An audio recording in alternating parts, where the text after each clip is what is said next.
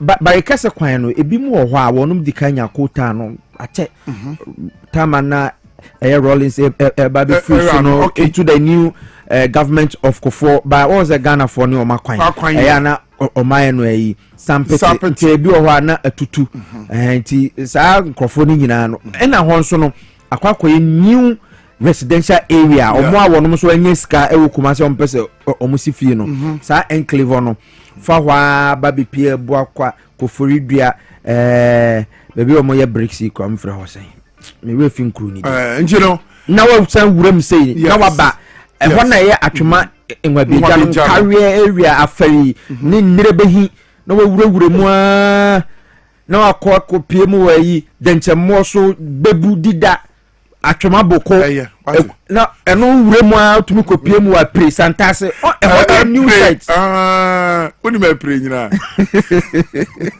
kwaku na wo yemi nwango what na baby ya we ya yada enti anu ade ya se de mekare ye ko pie mu amrahia so wo mo so makwan na tete aprapansa na contractor to so mafri so enti omo ohene na kasa ene ohene na kasa ebeti na nu asem assemblyman owo kro mu akasa afi wo mo eton ade na adwadifo no bi wa amrahia lord kwan na o madwini tatrete no ho no mo so mababeti na o modiga wa moton bayire wa moton mo omoton weguro obi dwen ewu no say contractors na free kwan so wa amrahia barrier e copy mdodo wa kwan amoye contractors na free so enti of course some so take the advantage no when the Kasama root minister Abuja eno na agi say ye hwehwe and Piesie no so na me san dia de sede kese eto abayenim honorable Kwame Abuja governance okay say a kwan ba ko dan kran ha e connected to okwapeman efi eye kwabenya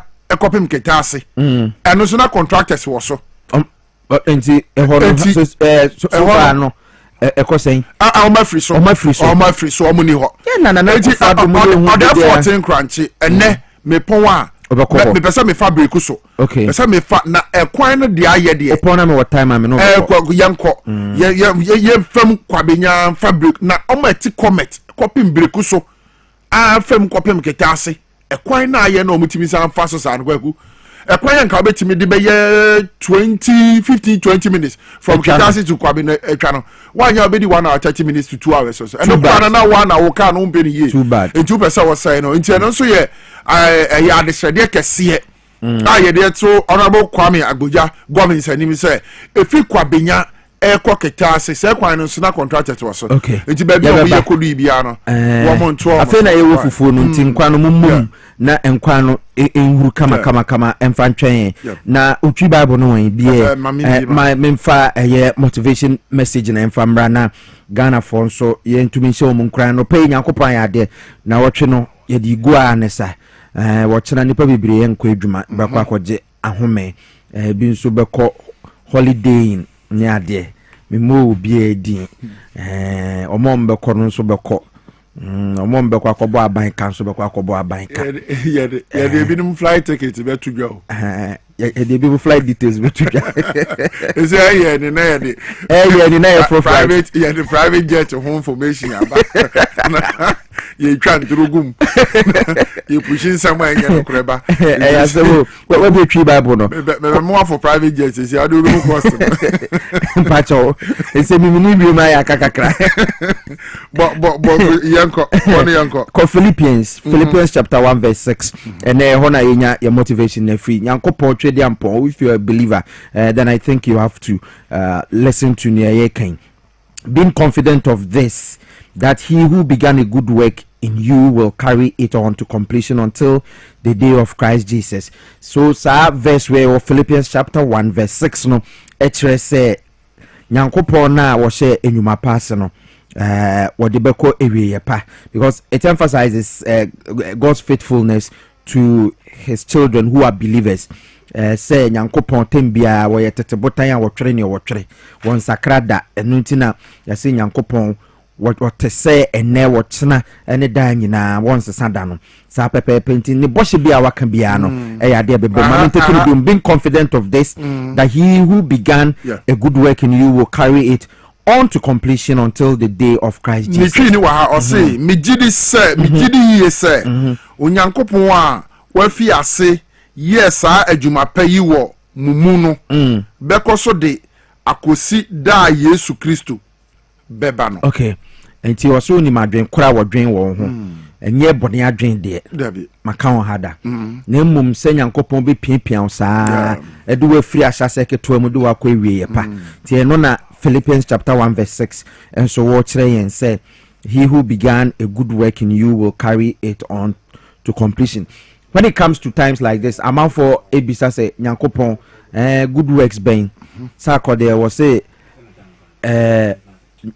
you say sa nwom no this morning aboman me hope o see nipa bon for instead be anywhere chance wada sorry na de achen wo now opportunity to start all over again and eno no nti Nyankopon de nkwa ma ono eno na ye nwuma pa wa sha life munti obeko nti kwa bere twa ho bra ebra so say ye de obon krata no mun seme de brem we ha. Thank you so much MTN. Some that's what tie MTN say we oba na say we obudwabudwa e simple. MTN say 1% wo mo eboa mo enra ni si ye mo fanche ye yanwa amanfo ebuka amanfo simba normal MTN network papa wo mo say ema wo no mo edi wo no mo djuma mo ye SMEs e bia wo ye farm kitu ebi ni ade wo ye deliveries ni ade djuma de bia wudi bia na wo ye oba no MTN de akwanya ba say wo dial star 5060 hasha ewo eye new business best bia wo mo de be ma onye bundle keke bia kwa na mbom no wo be ma band special package out be calls I reach out to clients any wo ma wo supply any ma de ma because wo so bad the hustle I say to me support to MTN supporter wo mo e de ma enano pay eno just for you your friend MTN ejuma pa nti oba menua meswa a wutie me ma me a wutie MTN for say any so dial star 5060 hash ombetumi do to bundle be so nya bundle keke insurance na ka ho ayebo adwuma no ban the business that you have hustled to grow no wo mo ebebo ho ban and so the amount is time to level up, scale up and shine brighter than ever. Uber dial star 5060 hash and now grab MTN Ejumapa bundle and let's get to work on your success story together.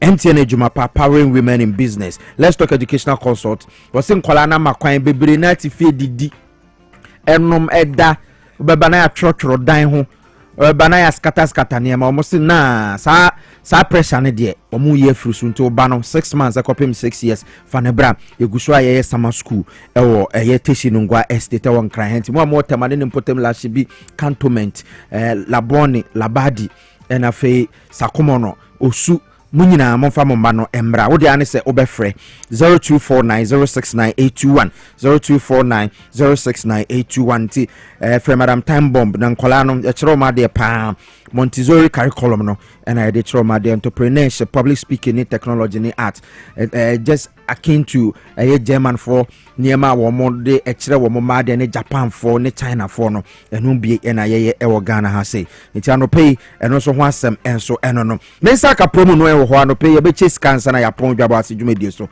It's you MTN and I tell a seller at Aroma Dali star 274 hash and choose to Power FM. Take it back to be 5 Ghana cities. Chato ene ye cheska meba na baba be cheche mo nse odi amaw. The bankrata no edru fundamentals number 2 atena se mamen kono ho na mene no enkomo mfonyi kese na yetwade amaw nsema yewo ntenta fidie no so ne ewo de bankrata no mo yatena se aye de ebrewo mfonyi kese ebrenie fundamentals number 2 Piesie it is saying nyame adom me ho ye na oso e nyame adom me ho downti kakasi na me ade me fan ko left na ase he Fabra yeah. Oh, okay. Nice one. Okay. Ade dey na si Finsi Umiemi amene eno na mahu Mimiemi amene neck pressure ama branch we chire we djuma sa chief neck pressure on net no utini mi a omene ana if you ha sa yesi krobi wa ba krobi su di nachi me se menye na yo bi nye Ayi futi ebi debate. Enkrata no emu de Mikita the Daily Post. The Bokrata no na mesanso ekita Daily Graphic. Okay. Ensem wom. Me the Daily Graphic ko wakrata no shase. All right. Shatawale mfonyi da hanom sei. Enra ne okopie mo yoko ashata fans omu kwaji twi ekogu honom fi se yoko editing eye omu president. Chese emu nsem eda hanom sei. Edin tre ha social media. Obe kan wasam. Shatawale released 5 million Ghana cedi bond, 2 sureties. Fans besiege Yoko precincts. Pa. Enra na me kwa enra na me dwen say omu ye music concert crowd Yoko any mu holu mu. And they obeduro. Money up na mo ye ebia ye fans so ye chekra na mo ya. O ma hihye system a chese. Woman perform ama woman who just say nyasem ketua wo no chance o mu ye but carnival. Yes, here say obemo be support but no mo ye ne dey as be na ebroso because mo say ye resetting agenda. Okay say time na omobo na match ben Ashatawale ko perform wo Accra Sports Stadium na no dey. As a presidential cup no. Also Fred Mahama smiling mafia. Ata na nsem na shase mafia ni bia wo kakra. Ebi satam na nsem na shase boboba. Na eboboba. Nti no oni. Ama ya shase ene mpanyimfo bi kasa nso na emfa. Nti ono onim dada. Na o kazi dey tiro kasa. Eti ye say ye reset o mine no. Eti niema bi wo ho a those flashy cars ni sa fast cars no. Ehun nsensem na ya na mpempi no. Bebre na ebepem Africa no. Ya na efri criminal activities eba because obi wo ho a yenya chew na utwi bi na ya botu na ya ku na ya pekwan bi so ahyepo de aba Africa eye whole cartel ayewo Africa ha wonom ne kofo edi sa adwuma nti sa wokoto bi wo Ghana ha yeso enya se yeso mu a ese wo ye hwehwemu yie ansa na wato sa wokoto free shop de ahoson na say obi mfa mra me pake won garage na koto ne de ya na mu nsem dos cars be bre flashy cars including the asofo obi use okroma ha eye krono de etwa fam ho asem ne mbae na say FBI 40sim na o start hwehwe a ho asem ebetuma be pie mu na no na me ne obi di nkomo no so osofo obi a na wagidin wo cape ko saa o mbe fa ne car ne saa ena o mo say eye krono de no mbe fa na osofo ne car na no tumboko nti bebe akoto free no se obekwa kwaji usika wo se den wende omonfa ho basesia yes FBI ni CI the way our mani abrena wono mahu sa kwan na cars na fa so ba no ya no ode nti emaburu no wo kita sa aka ni bia sa amle wo to sa den anya sha se yen hwehwemu ye onum kroma bebe sa nkrofo ni gupa okọ Chado na Islegon Trasako Spentes edu anadwo sports edu anadwo be se kaswa ka ho sa kaswa nya Ghana edu anadwo meka Ghana asem adera kaswa nya Ghana omo a whole state on its own a whole republic anadwo kaswa no problem oniminya problem ana eden normal edu anadwo a wo ho ase ye bie wo mo amo odi bi o me from is Formula 1 driving obi a kire ne de car no sound 2 seconds hu bi okọ na ba ebi nso ho a exhaust to na wo BPN ne ya metimi ahye ebi be ko hospital but mabunu no munya amra no na amra ne nya adwuma munya amra no na amra ne nya adwuma Shatawale obi anka se akwa kro no yesi kro no de na aba be do ho that's all and Shatawale shouldn't be speaking. I think at this time no man lawyer for no ni Yoko deal directly so life say no ade na ye boko na Shatawale o kasa ba ku mienu mienza na odi atem F-word ni ade enu ase wan kabi from Remonacha afede Mr. Remonacha Dankatwa. I'm up on my teku. Hello. What to say? Nyami adom. All right. Me trade more than. We trade more than. No problem. adwa sene wo graphic model komie na maba ama eti graphic na mu asante hemanfo nyi da hanom sei enra abrowa kwa akura na chese ne na wo tweda no wo mo ede ehhehye so ewo asante mantam asese kopie edom de by pa edom koye papa mampanyina be de chiri kopie mu ho na chief of staff nso koye nyira se tuntu se Ghana de Britain na boye o yes eti no I think 14th edikosi 18th enti edi free 1st September kosi 18th no yabra eyiye yo ewa asante mantam kopem se yebekata na hema echi ene se ude se friji mu a ebehemu ache so be pepere ho no wayi afiri ho agasi mu a sane September mu so a ewo mo amho nti na chese ensema anopai the daily graphic no AD DCGL Housing Fair August 28 to 30 okay and a business and a 2.5 million up for grabs third day luckiest season draw launched okay Amapama Ukraine he me wo the Ghanaian Times your bokrata okay yankomo yo ebusha ya kwa Ghanaian Times your bokrata ni mu anope wo de ensemo baba tudwa e wo ha nim ha e no che se na okopie mu e wo boko eno ne mpeso aso wo se asundua ba ho kam ase return e wo boko ene ne impotemo a science peace enforcement no take effect ho ko page 12 e wo the Ghanaian Times mu asansem ne nchemu ankasa e wo ho na krata koye mu obo amane edom kuma ye wo Ghana ma shebe dwemu na wo nso raise concern ewo eye ensemi ne minority leader Yero Alexander Fenyomakin wo chese oba ne mpeso aso nsuo ho asem akwatwe nti wo Ghana Water Company Limited wo madama wo mehwe mu ase de be nsuo ebeba ne mpeso aso na manfo nso wo mu benya bi edi dwuma Ghanaian Times mu sanse it is right to raise concerns oh yes but na by 8 years na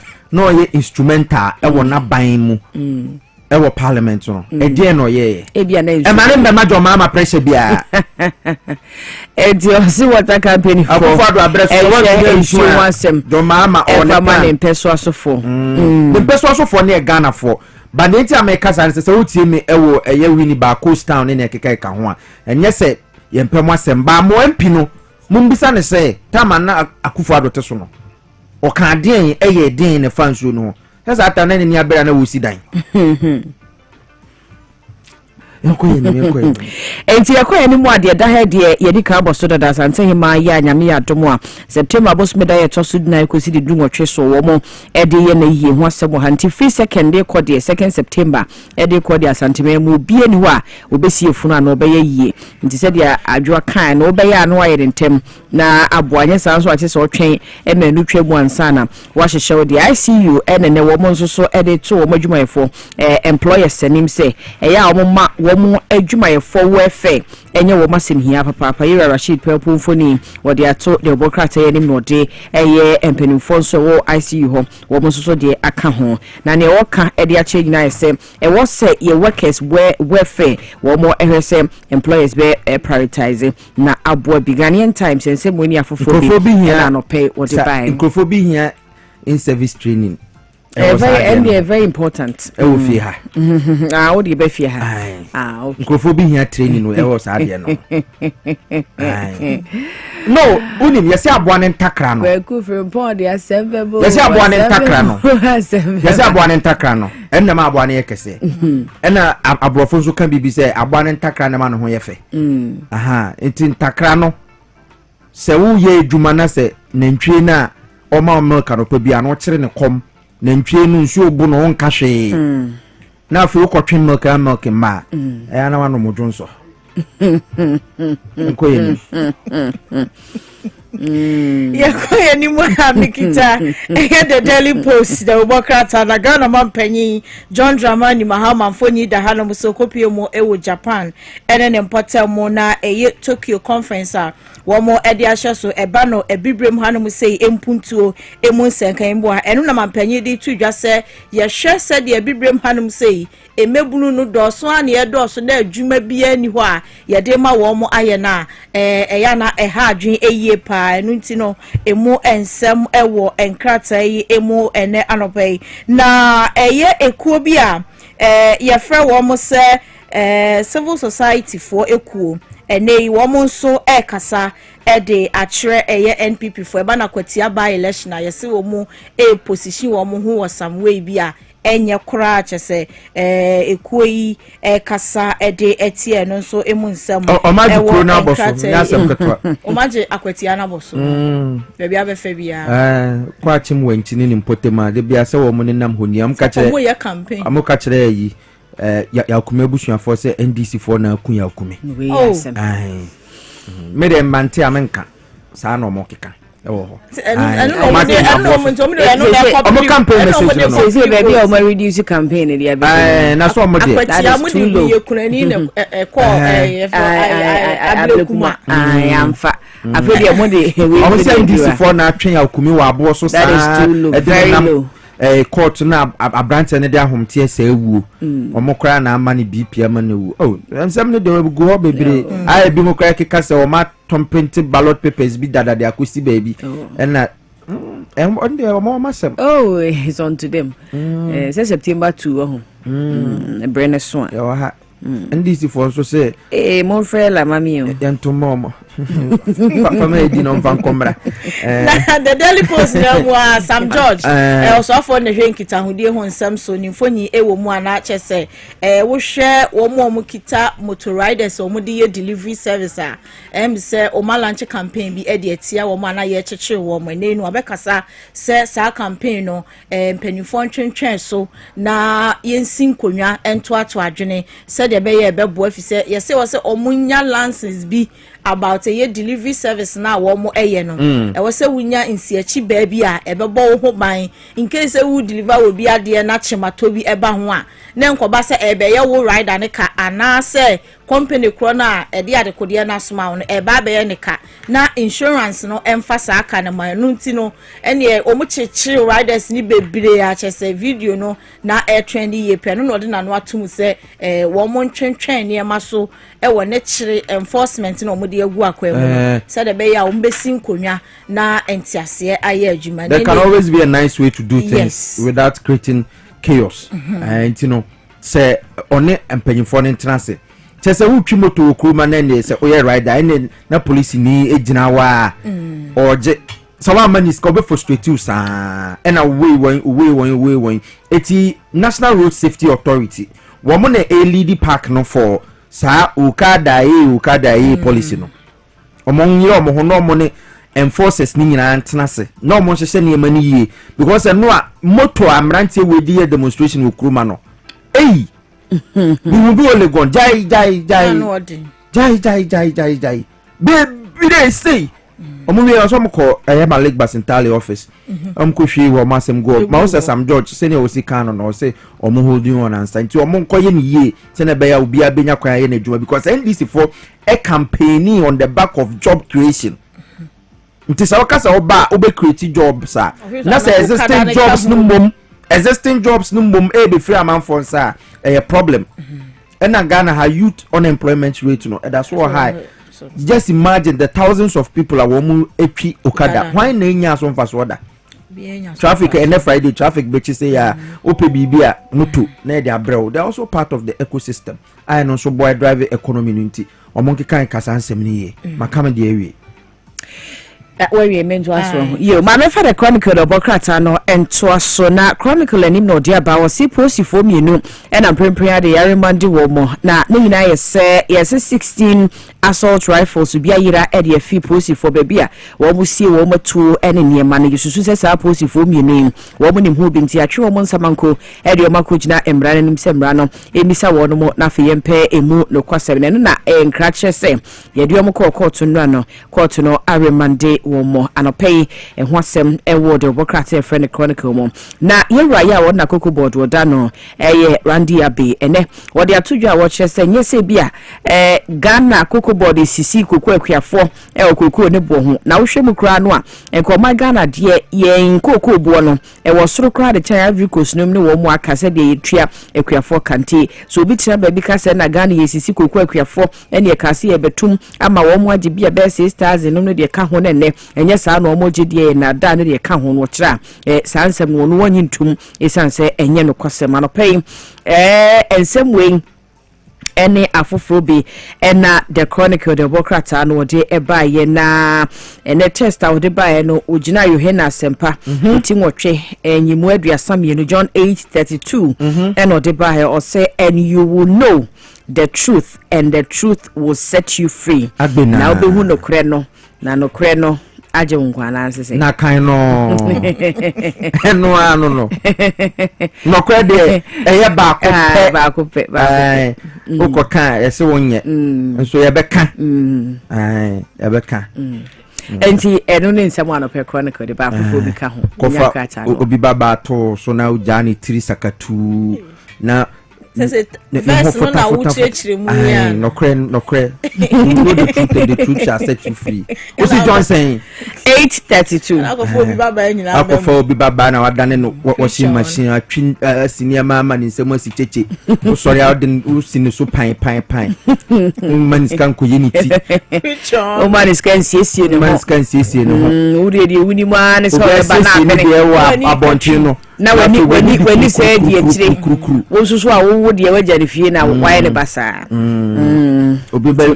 obi a ohu akiri no obehu say way potential na kama fa no na hwe ni ya ne shape no beba ye pa preach ai ti obo say ya kutire from nchen ye kutire a dakro bo so na mo sa na wo hia no bo se na ayo ni say mani sa time no na yeka yo TV so an kamera kire mo sign ka be ye kamera sign ni agita o de be ma pan en na lumba de bonyum no I was saying sa nyum na me de pa nyum be ya o sana ayi kwa de ayi verse sana wo se me nya sana obi atu so bo ai eti ye yapon ayenko ho na Friday o say ye ko sports o me be chiro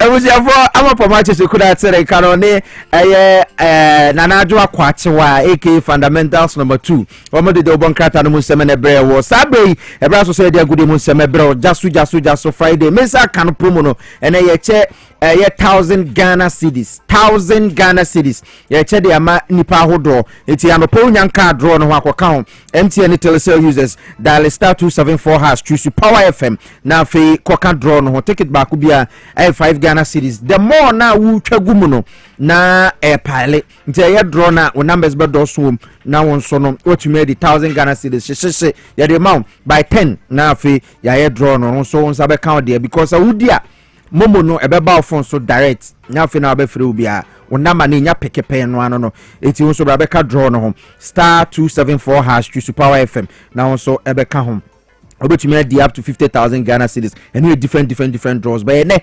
10 million and I dema 1,000 Ghana cedis inti jasu boys no o ma start twetwe o mo phone e twa inti won so twa bi mema XYZ for no kwandi kojo for so fund atena so de gudie mo nsem e de brɛ ene anopay time 706 ya tena se ya de gudie mo nsem enso e de brɛ wo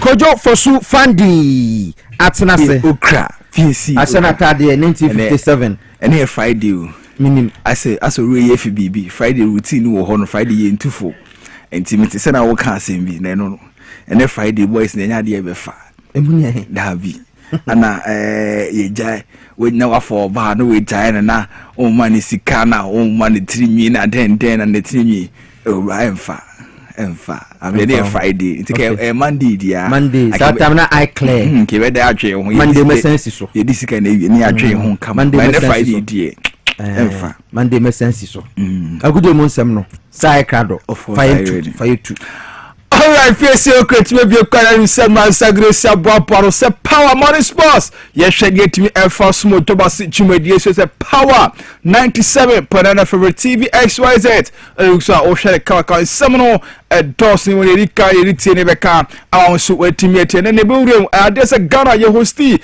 athletics championship or Ghana Asima Ghana. Your money bono echo and Ike Benifo Akasa Kradia fight Hunsam Malaysia coach Maxwell Kuneru. Your money new apart or Ghana Football Association Hunsam show also na copy top 4 and then Basso second round no Basso the first chess no and so Babema Chairman Yusuf Akasa cried Hunsam nyina show transfer window cost my Ghana also and a bureau almond on it a top league in major leagues nyina ashase and said Hunsam show transfer window egusu cost almond on it in sem nyina show Shannon song. Said Roger Emmanuel, the sports monarch justice, a better boy, and I've about quarter diamond no, and maybe I'm going to say producers, Neatana say, and I know payment in 7 Promethean. I'm sorry, the prince himself, F to the A. And DY Fanti, but me say not me from out there. Shall say any free. Say copy my Legon Sports Stadium. How and I say copy then I say CAA Regional Senior Athletics Championship on ATV course. So come Honor boy no. In countries back 7 ATV PM my Ghana so manyina. Omo share so come Ghana ATV ebon homo do Ghana ne host dey Ghana. Ehwe so be do bon homo dey no wetimi agi medals ni bi enso ho na copy Ghana medals e ji o kan nyina boma. Ghana etumiji 23 medals edisi omonas na kopiema medals na Ghana je onya gold back miensa ana oje na silver no onya 11 and I feel could bronze Ghana enya and also 9 and so honorable I don't 7 and so emana ukopiem dia say and a resource no etimi equif no di first or toss first no competition in Nigeria no enya gold ni makomako 15 and a silver no onya 8 and I feel bronze no onya 2 ukani nyina buma nese Nigeria enya 25 medals and so hona Burkina Faso tosu mienu ono enya 7 golds and afi kopieba silver no onya mu 10 and afi ba ne bronze na ono so onya mu 4 dukika buma ono so enya 12 medals hon Benin tosu miensa ono enya 6 gold and I feel no enya silver no miensa and onya bronze no ensia no kokabo ono so enya 15 medals na Ghana etimi kope Ghana ene tosu ena onya gold no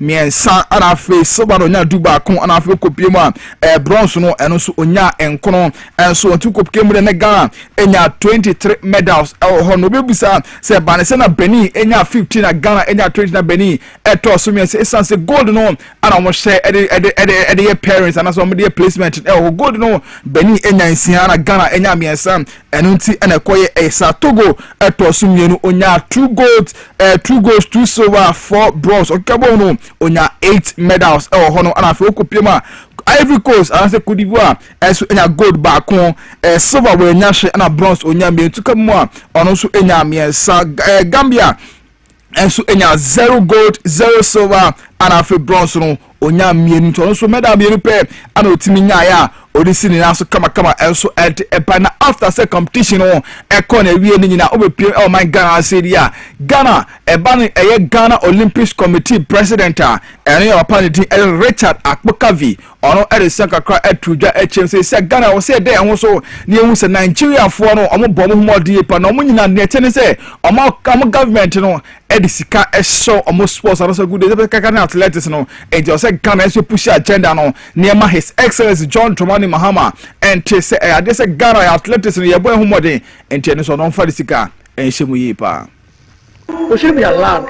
All we must know is that Nigeria, 1, bigger country, 2, more resources, and they invest more in sports than we do. So what we should be doing is we should be pushing our governments to see the essence of investing in sports. And one of the things we know we have been doing, and the sports ministry has been talking about, is the sports fund. Because when we push things like that, then we need all of you on board to push this agenda. That look, we need to invest more in sports. Everybody knows that we need to do that, but the action needs to come into place. Hopefully this year the sports fund will come into place, and then we'll see how that will impact on our performance. Furthermore, as a GOC itself, we are also putting in place a few structures to see how we can get funding on our own, aside from what we get from the IOC, Olympic Solidarity. funding from corporate Ghana to support some of these federations.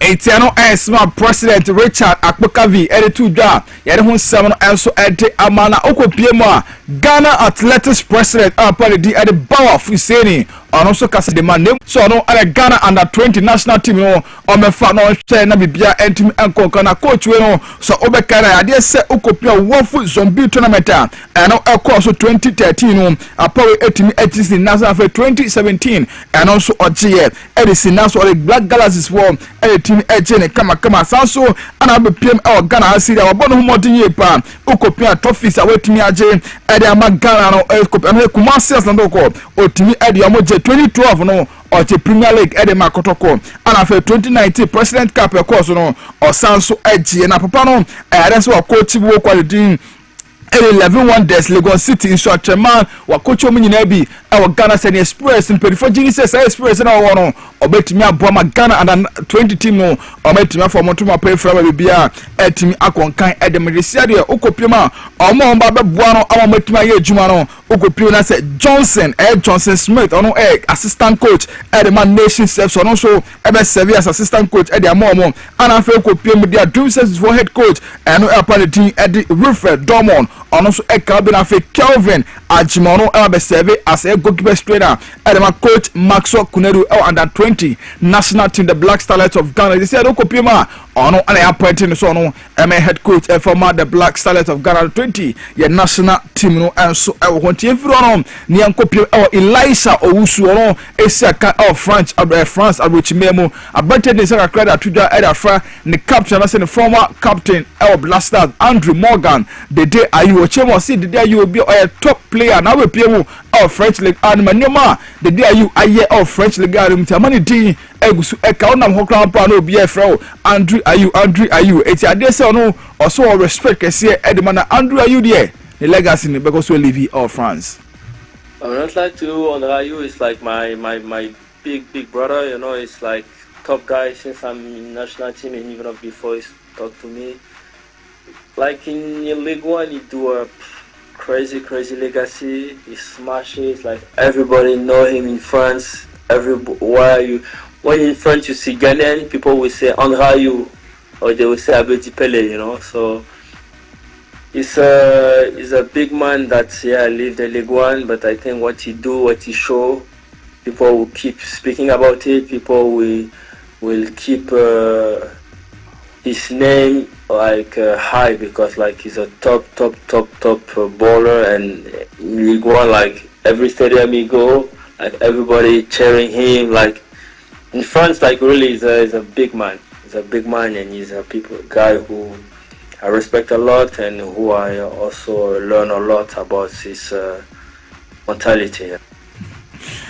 Etiero sema Elisha Owusu to Jaffa Andrew Morgan dete ayuwa yade ho sema no eti amana yenkopiemo Gaka top 4 second league no ebekoso ente okopiemu dia another first league because House of Folk etiwi nya ne 3 points kama sanso ala kopie be ni Go Stars ensu enya ne 3 points kuma sanso ko entimi enya point bia na Heart of Flowers ensu enya point be ne match no etimi abaso 3 pia bepe ana se sha se no okopie be ni Go Stars o me House of Folk ala ebo omu wie ya na se 6 pia bepe Kumasi asando ko ensu any Heart of Flowers ensu area boeni ensu hoteya no wahye no so area nyame yara sante ana bibia eba na wie ye ensu hono ma yede ho nsem no ete mana yenkopie mo House of Folk for akache enchekra House of Folk for on National Chapters Committee chairmanship no baso anase no sendrata okopie mo chairman Yusuf ono akofo form so person oto no so aba na omaye chairmandra ordinary ni se ni bibia kopie mo Happy FM enra na okopie mo Emmanuel anase Emmanuel efusu apia etnas the special one tinase no oni din komo kama efa enemo person apare edit tudwa no change so no de enam House of Folk team nintin of free any fear started so support House of Folk no House of Folk dey a team bia elena kuma say Paul support no enam House of Folk dinu e ban foreign football crown pa on hwebi o say foreign football on hwe CFA no ko sha wa sha na eyi na adwen e dey free House of Folk team ni so etenya dey foreign football crown po no o hwe na House of Folk kwa na o hwe in fact free mra me manity ene dey me nim team bia ka House of Folk right deny me foreign footballer up to date minti me foreign football me hwe bi da say live match ni amanfo tugu so akɔhɛ no me oba me fia me wo said me wo bibia bi wo holen so me yere na de hwe films ni ade no nkoda no me hwe bo because one thing is say yes ye fe nti me nkɔhɛ na say mani na bi ha say me bo anye me fe Etiero Chema Yusuf also share us and some okay at Kobiano and Okasaka at the found say or see or no I didn't Badabaqua Emano Air Paso chairmanship no Edison National More me be a team conquer my house of folk Bokono and it's also about to be a Fede a Jumadia or Bois or ya or a Bois of folk no person bar no to Messona Sena supporters and any baby and from Bolanti I don't know so I say chairmanship no or be found no bois. Oh, say the house of folk ni ehia pepisi pa ne kanifua we premine we ya there like nipa hudri no we ya there manipa hudri no we ya there mane ye fe we ya there manipa kase e ba ne se no ye ba ko pe ne wansi di aka no de be kwa ya there agidin wo ho na wo fi se wo se na wa se ya there so ade ase nti ehia premine ni ama na beboa ye wura towe afede yankopon to no nkwam because me de me two salaries pa and then me could 2 salaries almost 60 something thousand. And you know say many obi o 2 salary be money like me respect no to the stand. So what I say. She my year wa form and my team yi. She Auroras. She Efreya Oaks and so waba main team yi ho. A huge amount na papa is spending. Yes, supporters. One thing they say, I'll go through whatever I have on board and I have in my mind. And smart chairman Yusuf added to Jakawakawa and so Tinyamia Tuma on the 6th of September and the chairmanship about Toronto and Basunti said the House of Funds in a share or be acquired as a Quatrabana no for chairman Yusuf no Trabano and the about chairman Yusuf so no I wait to me a Boma House of a Bano NCC na and about the chapters committee na obeti me aboa Boma no ama bibia etimi akogana nkabom no aye dwumane aye bibi e de about togbe afede enso e honama House of team no entim akona otroma na ese o sanso eto adama Elaji Imoro Fuseni ono so e kofa regional chairman no House of no okopio na nesa Okrah ese ope ese ono so wato e de ama ono na ono so etimi wi na bibia etimi akonka transfer window ba kumienu na yemfa ensori so dia okopio mu a ese etie okuba former Gold Stars former for the Banton Dean at the Frank Amankwa said neba ese wa say training onebo quality I be Bechem United for a trainer or showing him sir that be an Bechem United for a man of contract for no they see now so na former Kubasa goalkeeper and Kwame Ba also nearby and they said also shall see any hazard for a training come and so I will hold on so showing himself for a man a deal now Ukopia Banton the and somewhere Amofa some of on a former House of for players said never and so also Elko signing Edema Brukum Chelsea and so Namia the ne ya and so best signing bibia and so a team akonka and after Banton Dean Ahuma Okansi ono esiakai ede ma obokwa din ede akachi no esiakai ede ma akachi all stars ono a striker ede mom nearby and say nation service for cheba o ma sign a branch no and so 3 years contract and o ma dem a branch no and so Africa kwabna edu ono so ono say no neka wo san kokko join House of Folk nearby and they said nya dey say obetimi a join House of Folk and so he said the summer test for and Carolina United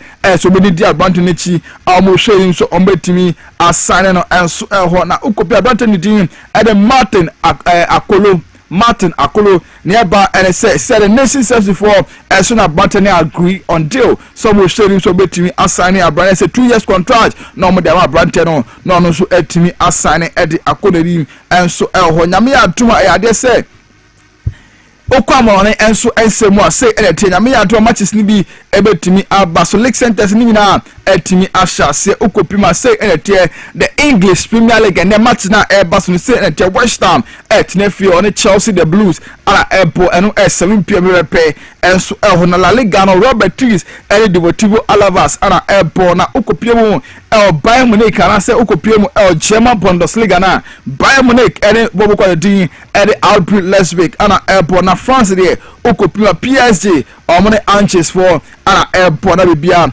etimi akonkan enso ewo ho na yemfo ba komienu bi ento so de anes yenso so ewo tumedi ni so na se okopima isi ade okopima Chelsea the Blues wo omone Bayern Munich etiana se omone Borussia Dortmund for 18 ko se ayade se okopima Chuku Emeka ana fe okopima Brighton din ere Aaron Asmiano acha se isi ade omo personal no so mbesi akai from Borussia Dortmund enso ewo se skebe piem no Chuku Emeka de omo 20 million euros and also musheni plus adults and musheni some betua and so na fe okopima Brighton din and so ere Asmiano no omuche no Londale and so modern economy bia etimi akonkan and so hontien ne fa guru se bobo no se power morning sports ye fa nyina ensi e wa sina fe twabo se jubede no and twaso emfa my once again so se Roger Emmanuel the sports monarch justice we tell the boy and afi eye ababa ntin e de maple ebomochidom se producers na me metina say and our permanent and promoting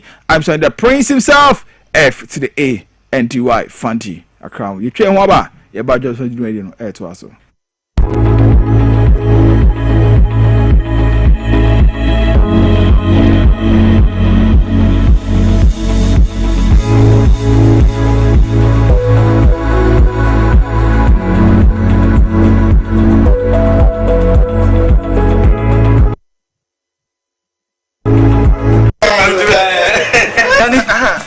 Mesi menana no aguru pasa abi brabro tibedo imle no na ma premaye hodo. As for me, I take very good care of my grandkids. Ye di agro na ye sa edu maybe cry na me ba no timide omo be gumi so weekend no. Hey, memre I don't think I'm catch you say ya no medi garlic capsules. Poso na e be sisi so kama.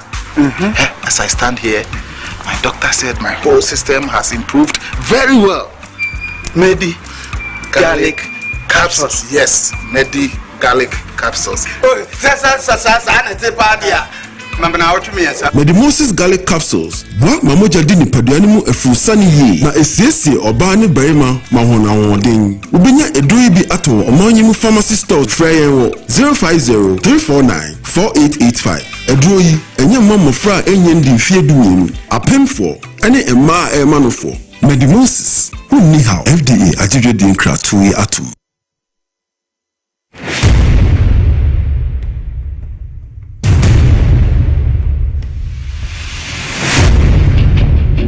Every human body mass should have at least 60% water for optimal performance in any physical or mental exercise.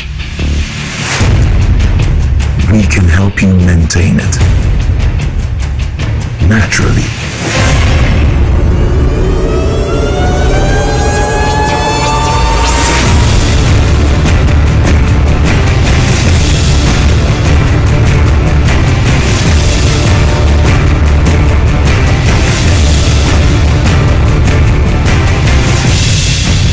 Natural mineral water. Simply natural. For bulk purchase, call 0596-273-546 or 0596-273-547. This advert is FDA approved. Na ede na ya obayi a oda former son ya funu emunumuni. Oh, Mr. Entry, also yare ya titi bi ben fie pi nanso ne yam nyono da. Se me chiro no ahodo amato a me hunu hwe a ebe ya nwanwa. Menyi ni se water ulcer tamfo hexa capsules any hexa mixture yanum bom kotia ulcer no bia ma no anom. Anka no ho ato no dadaada. Ulcer dro de eno ani hexa capsules any hexa mixture. Ankom ni nchiremu. Ulcer ye kura eto ye funu ene ensunu mu. Etuma wo ye funu ekeka wa. Wodre ho a enyi. Ulcer etumi ema wo ye cheko ebra wadidi awie. So how eye ulcer de a compare hexa capsules any hexa mixture nanum bom na ho ebeto. Pedudu etu a ko okanshi drug lane Kumasi Dani Herbal Takradi AA Mensa Anafre 020-3822-855 Apefo abatanya woma won mofra no fo ene mofra woni mfiedu mienu enka ho Haxa capsules ene ne mixture Ulcer tamfo edie age edwadie nkrato yi atom.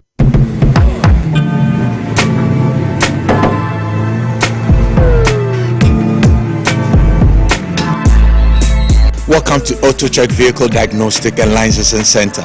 I hear my car can be checked here without going to Accra. Sure.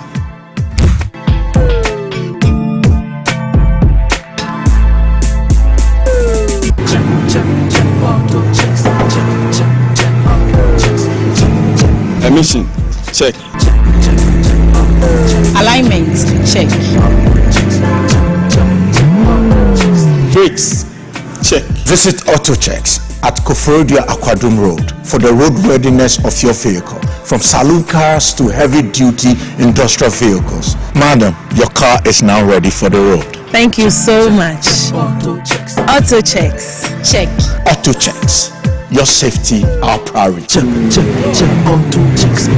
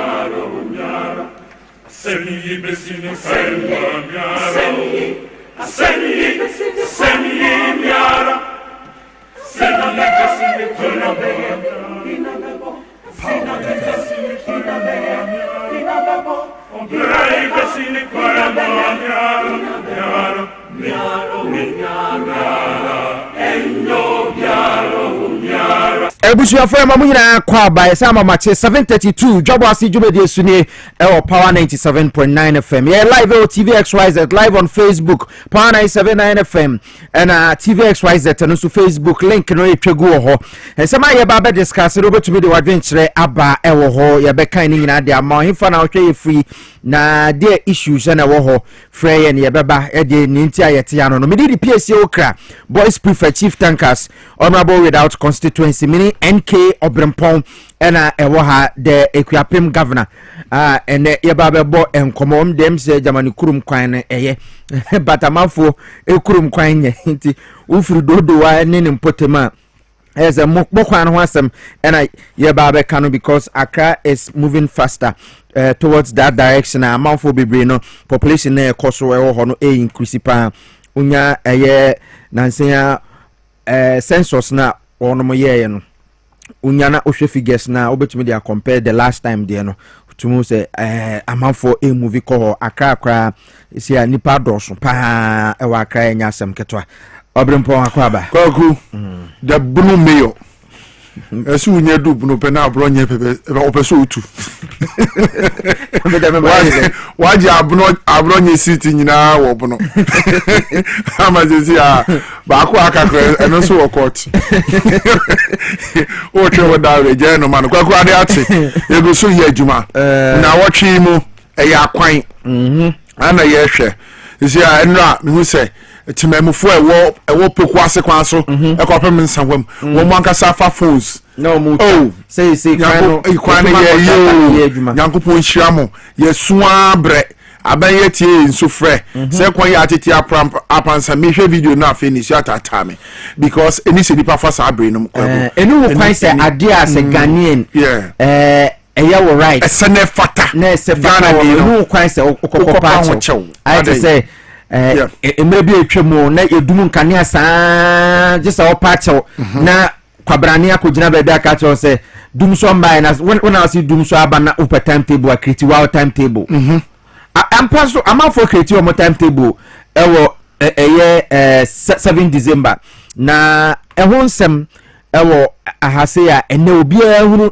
ne nsunsu anso ne sene esietie ewo oman mu ha eti ene akwan no nsem no ye ne aban panyimfo atwetwe nkomo na me ne panyin bi di nkomo no so the president is really committed say akwan no ene ho nsem no ebekọ yie se ne be ya Ghana fo nso behunu se ne ti awo moto abama no wamfa ne nsa wamfa Ghana for nsa ansi from because ene is okosha esa tika 10 year ekoso ewo Tokyo Japan Yokohama na Tokyo okay Jumedi nankasa koso Yokohama but okay. I think say Yokohama na Tokyo okay na President Akona was selling Ghana. He's the #1 marketing manager for Ghana.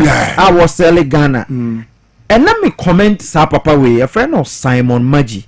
One name so a GIPC for boss. Okay. Me who need that, but I think say Anadrona also Japan for LED Ghana. Yeah, 9 hours. 9 hours. Yeah. Eti program na koso no pana Ghana for bibiri nada. Na me hwebinu. The way I was in the presentation is selling Ghana you will say utu say Ghana ye niema ebeboa na brofo ebetumi ababehemu kena wokruma na aboa bi enwuma ne ade ma Ghana economy na gina yie no papa no won fingertip. I think say he did very well. Mampanyi so kasa no wono so wakasa utu say script no atworo mum de na so script no that's his excellency John Dramani Manama. He likes to do extempo which is good because so one thing issues na say obeka script no so sa it is a nipa no tro de mienu a obeka de na bom but if you understand the issues na say wouldn't problems e koso o and I'm not surprised that the president has all those things because right from opposition wako Ghana 276 constituency wako ni na many times eti onim sector bia na area bia ene moa wo no mo pe now whoever saw you listening to yes you're listening to even before that yes olusu ye na 2016 now call rounds near there omo unity work out and omo yina they were speaking to Ghana of course John Mahama meto minim say me ye edwuma ni ye me Ghana for cheni na dey time to tia me that is what the MPP should be doing now to give NDC some kind of pressure na omo who said there is another formidable opposition party and non so no say omo di agora ombe yi omo afri ho yes okay. So omo yes say omo thank you to they try say omo be gada man for cha ko be mu ho but say omo but they are still in a in a state of denial say omo som Ghana for sompa anyway so wo ka say Messi Diamond akohu oba Messi Diamond and of course I will use that as an example eti asema me den na ukosi dan na nsu to na oba no osore na just or the bucket kosi na enwina gum na ne mattress for na okoka na o say na ubenya mpo say Messi na former boyfriend of our mouth but you said say etu ya dia ye na ho nte enye fe so who say why free SHS brilliant policy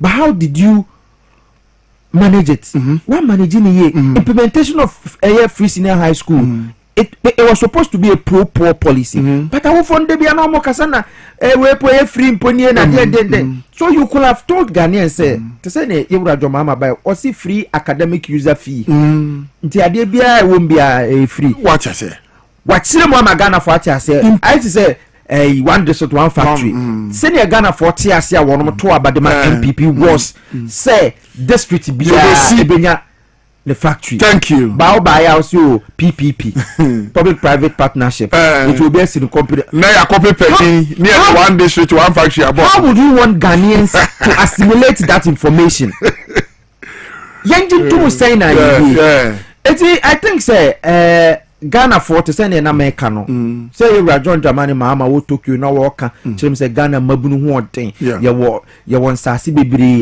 ban person ye project nya there say trade minister so hobi I think they are doing well Japan so say anupai make sorry na me hu say almost say they got your friend is saying company friend they got something or the $100 million eba be investing in agric or hasia or more use AI solutions for agric and I think say hona we are saying because of climate change unto me far when into so say time say na so time e be you ama within 4 years $100 million it is a very good thing our more yenti mampanyin say or your committee say Ghana kwan obeye ne na mpese me chiri nyina no enti yanko dodo akwa no so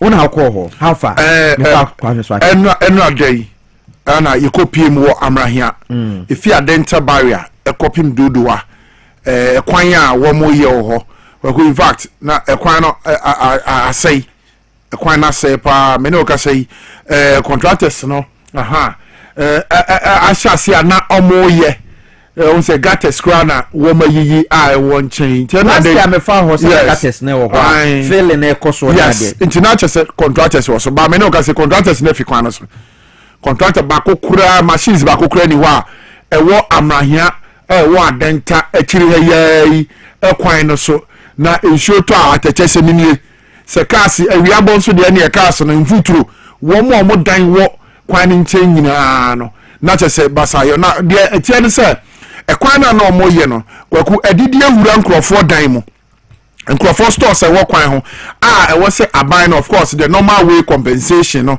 e wo se aban ni tua ma omo na wo matimi anya ye kwan no but bepim ne esa ne se wo mu njia compensation no ema ebinum ye nti no edan ni bigusu wo ekwan ni na emu ana even cemetery e wo amrahia eno so animu no aba ekwan ni mu wo se wo mutimi hweka ho asem na wo mu yeyi bodies ni bi babi o masie funu no ekọ akire na sa no matimi anya kwan aye kwan na tum enti minim se no beka hu bidia ana sabre ekwan yi aka wa amrahia wo mu entimi nye kwan nka ye kwan tetrete kama efi adenta barrier ekosi brodo wa ekoso manya eko akosombo efa so akopie ashama tema ene ne mpatam ho nyina na chese anka eyade e ba beboa pa the people of amahia and communities are efa sa kwan yi so it's our bypass bi wo ho I say we bia free abui ana akofori na obesia ko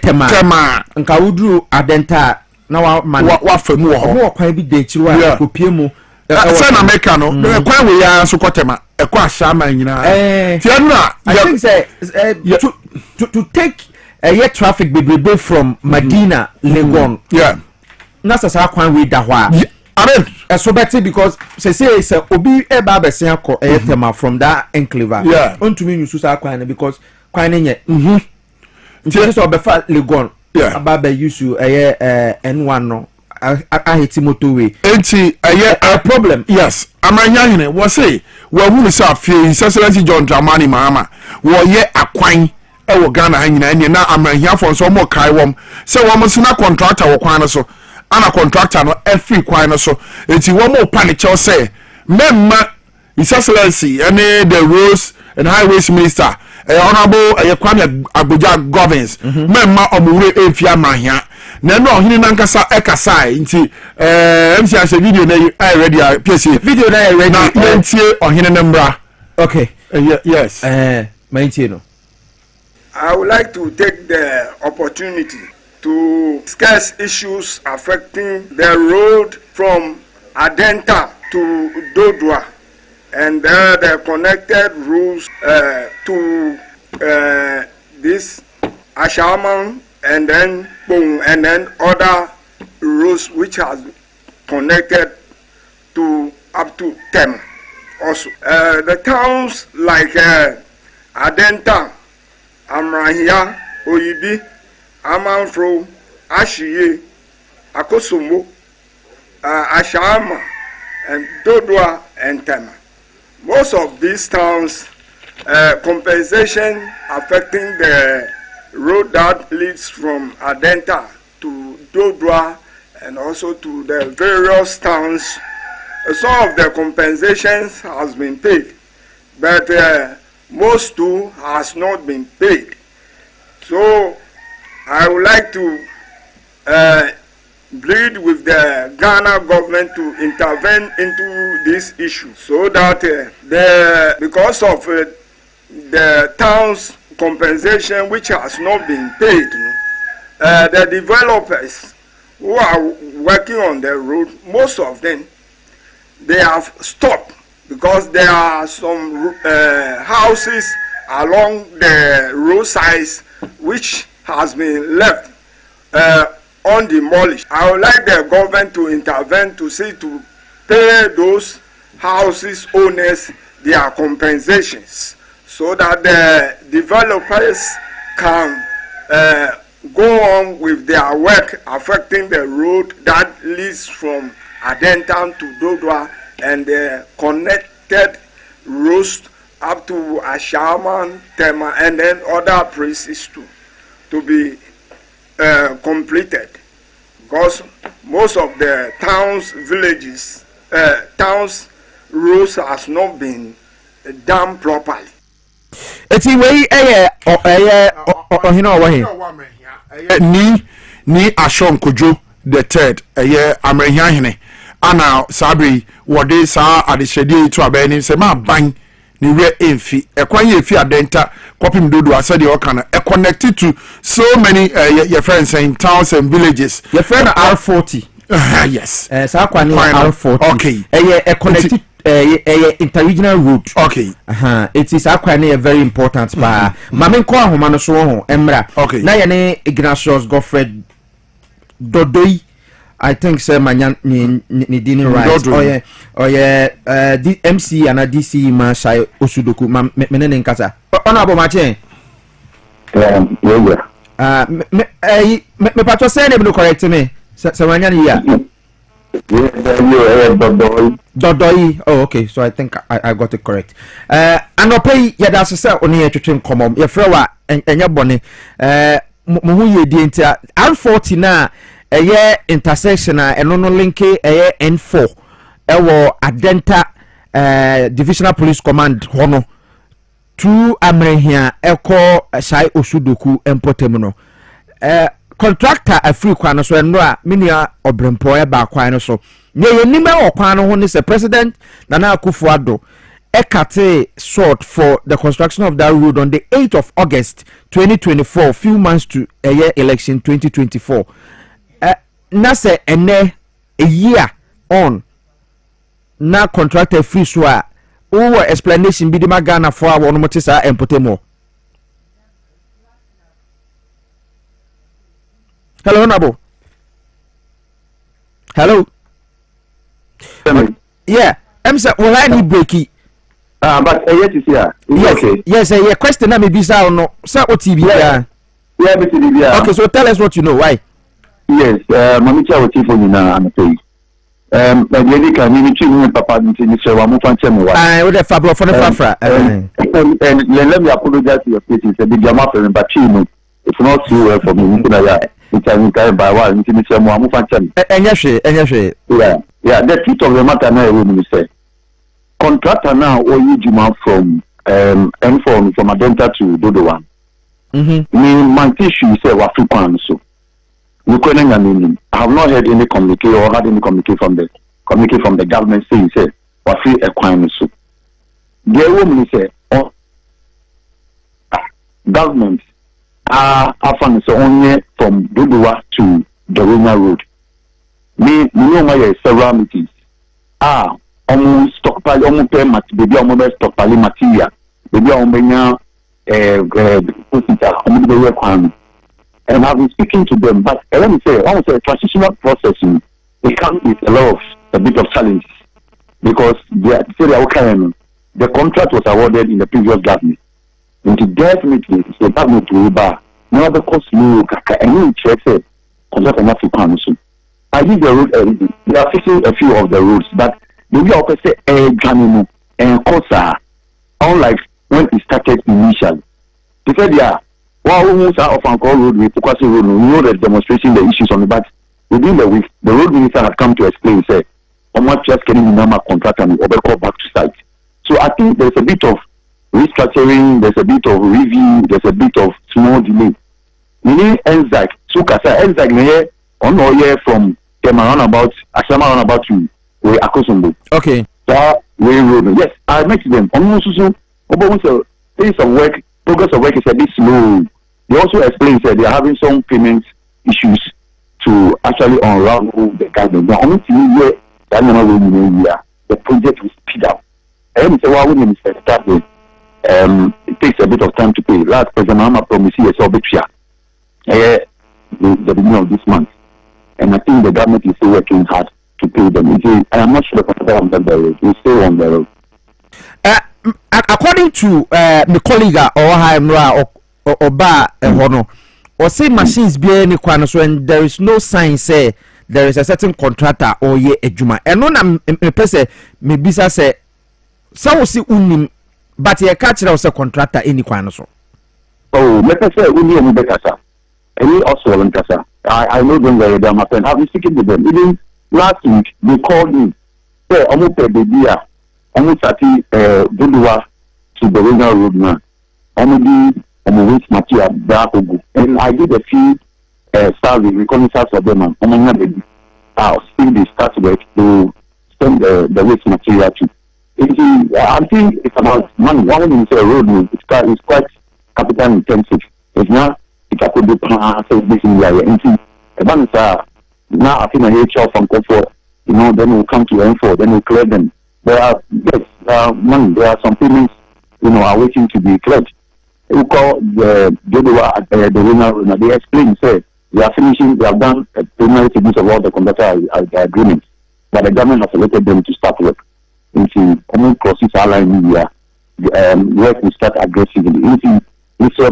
And somebody sent me a message, and I say, it's becoming difficult actually using the road from Adenta to Dwabo because of the dust and the inconveniences and all those things. So I think I admitted the concerns, we'll forward it to government. And I know the hard-working road minister is doing everything around the corner to ensure that the contractors are paid for them to return fully to site. Well, in Tunisia, the government in the Bekaka, no, some few weeks, they'll come back aggressively on the road. And I can show you that they are the same people doing the Dwabo, the Winya road. Okay. My entiase say ufri Adenta na wo ko Dwabo kwan no part of it wo district no. Eti my entiase wo district no kwan no start free enfa. Start after Mataiku Bawleshi, sorry. Yeni Unkatamaso common boundary. Okay. Just after Bawleshi.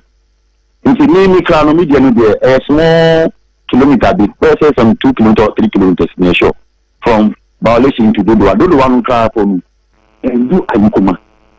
I see what Dwabo after hospital, mini hospital junction. So more Dwabo was yes. The whole man and initially now you understand it's a best cost to me because from Ayukuma Sarah it's quite bad. And ever since me before they really give birth to me, that's how I road my kids one more time, Piesie Okrah and one year. When I was a small boy, I got to know that project long ago. So to say actually, but because the contractor did a good job, it is still keeping us.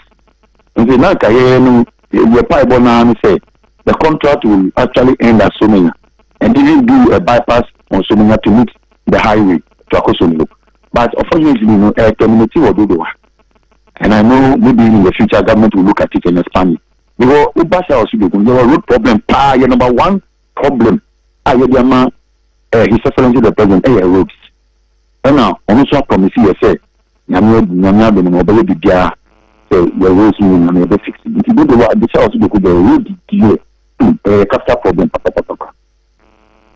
understand. Eti akwan ho asem no. I think say 22 kilometer road no. Wo dey wo me yemfa ne say be 3. So it means a greater part na nkasa wo Adentan. Yes. Okay. You better try any Kunkatamaso. Any Kunkatamaso. Oh, okay. Wow. Kunkatamaso from because from Sasabi, Bawaleshi, Amanya, these areas or means the German data share boundary. Kunkatamaso are taking a chunk of it. Oh, I see. The boundary is very interesting. As far as you are concerned, and Komobobe now call Akoswo, Wuni a road minister, no, and while Ashua will say or more allocations be a Wawa Nas a ding. Oh, yes. It is a program that is running, and a determination of this government to continue every project. And you say you're about the cancel project or terminate the project. No, government is in the continuum. But if the money is readily available, easy. One was just 2 days ago, the president was at Japan to impress upon the Japanese government. So only releases 11 billion year now. Only Japan in 2016 say final Bollywood breaching. So the whole thing is about money. It's quite capital intensive. But we of Ankoli, we Pupati road, Sawan road, we Aveyime, Chashari, major roads in Ghana, big project. It is if there is no dedicated funding, that's the problem to the project. Tied to into funding, normally progress work is quite difficult. But like the government said, road contractors in of course, you know, if the transition begins, there might be a bit of review. But the every year, said, the same government has selected this contractor to commence work from Dodowa to Dorina. Which I say, and I think almost his finances are not going to be, you know, Dodowa Ase, it's in that is captured live there. Until any idea government back at an idea also on, you know, like it will not be captured. It was read in Parliament, so that tells us say the government is determined and focused on it. Why? Okay, I come to you. Name on president and road minister. The other course you come. Okay, it is about sir acquiring intra-city roads, no. Oba Shai Osudukua, a home cemetery saying linking key towns. There is Doyumu, Yawo, quite Agomeda, Quino. Okay, I think says Aquino Crampo, Kakra. Any Kurune inside, or they fire Ako Ashamano. Plans the saying. In fact, your problem because from Tisiano, from Doyumu to Ayukuma, first contract, because we first it's so bad. We buy we could see galleys. Now, you see, machine was before I say motorists are a bit comfortable. Do we move to Ayukuma? A major road there. You have been person self government say on the night, and the government has promised to fix it. Udi a meeting chair. Who call if you go now who call to say your family say water region. There is a shortcut over far room. No copy or Astari Junction. After Astari, then you use the Volleyball road straight to the water region. That one a international road. The same road and leaking through Usui to Dawa. After air cocoa food, and I will back to say any do any those things. Well, Fatima cry. Here. Put us here. Here. And greater after now, person will develop it. Who do Dawa? No way, Dito, Ewa to Usui, no, the follow, no more for people. Una call traffic via our car in the so these are critical roads. Government I determined to say over here. But in fact, the road is totally bad, very, very bad from Oswim Junction, Lalon Junction to Piesie to Agoto. They are actually meandering through the bushes. And totally bad. But when you don't know, Figaro's Akasa. Say almost program also. Figure road almost 10 programs. Linking inner roads. They are doing tender at this point. They are selecting contractors. We are sure say no original Mr. Badeshai on my update. Say NKBiano. Those inner roads all will have programs running on them. So that they are able to. But I know the government has a future plan. So over developers are outer lane. It won't go Kumasi can. I won't have to the fact we Pokwasi, Yakofa, La Paz, then no, everyone Achimota, everyone. Oh, yeah, you do for Afro, who you tell Odawa. How soon?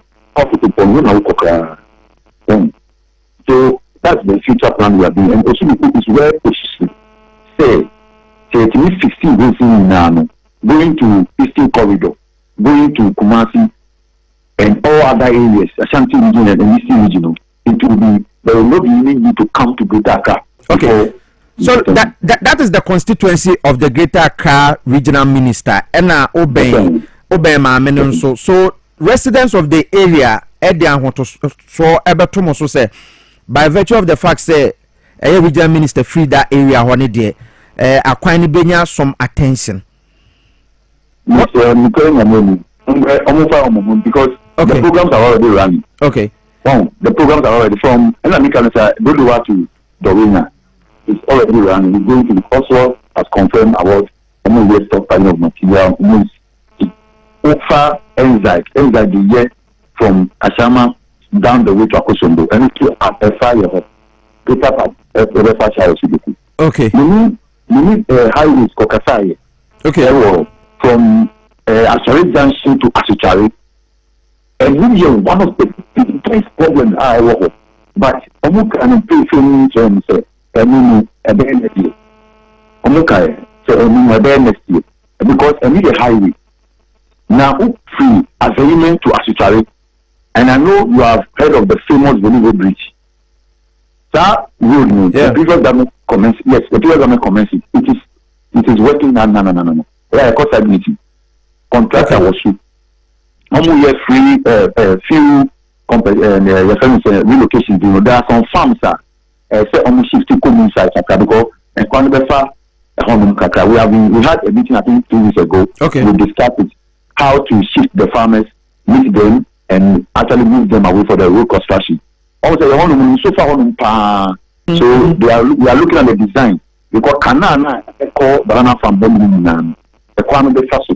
so we are looking at the design so that it will not compromise the integrity of the water systems for irrigation.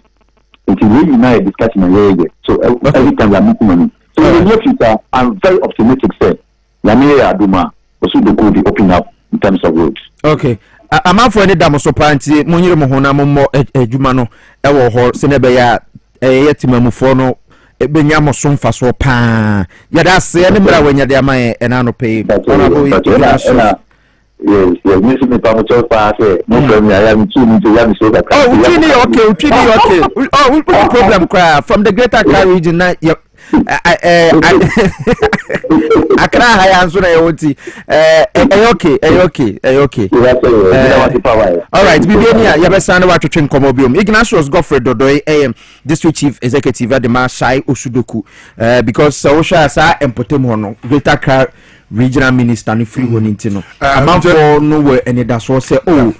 Ye minister and I MP ye minister for the region there and Aroma and share say abanche cha e bi beso ye so ntento it is okwa DC wo ho na adwuma na wo ye no wanyere wo ho a amanfo no ebe lusu your friend say gidie wo tem because they will be like na so only Greater Accra regional minister you fine and has we in the constituency region no so e no an ehwe so ba ne sen yes I think it's a pressure e won so pa mid-year budget reviewer e course na sen ya the honorable minister for finance Dr. at Kasiel Atuba for se de ko to dwa no afianya any dodo akwan no ya pick you inside now meaning say a connected through sa route here from Adenta barrier efa manya oyibi amanfro kwa akopem kura akeka nyina akosi dodo wa afienya ho no de a because now Piesie ekwan no esanse na omoye na omadwini tetrete ntino now ye wo market township won agasa no ye wo mamefo ni bia wo mabebetena kwan no so because contractor tenafi so it's your man move ababetena kwan so so na omoton ade assembly member wo krom wo kasa nra drivers wo krom wo bi ekasa omo express concern kwanya contractors efi kwan so na anye enti omo video no se betime yi kakra na the video later so that Ghana for every to me atiase ye ma menko ahoma no so na mene honorable Linda Obiniwa Okulu entwetwen kobo the Greater Accra regional minister na eye ono honorable Linda Okulu mache yo bibi aboko je Aliado. Yada nyankopon ase mete wonka na acha kakra. No problem cry. Anope yada ase se wa join here. Enkoma ye die no ebo down roads na ye free o constituency CCI me no DC kasa ye ma wa kire me ni aban na ye e de afa eye makwan no ho ewo empotemo. It means nwura ho biom but metumi agina Adenta eye dodo akwan no so kakra eno a my colleague back where ba ho ni timamufo betwetwe nkomo and it seems say contractor no every kwan so kakra. What do you know about sa kwan we ni aban commitment say wo ye kwan we afi? Well, first of all, not here a team from in contractor on free kwan so and so sure. Now say almost we do a few. And some judge, part of some judge constituency Afia kwan ni na onuma omudia semester. Now enter His Excellency the President at the Cathy Sort. There was our kwan award no. Into yes only preparation towards the cutting of the sword. When you need to be a Cathy Sword.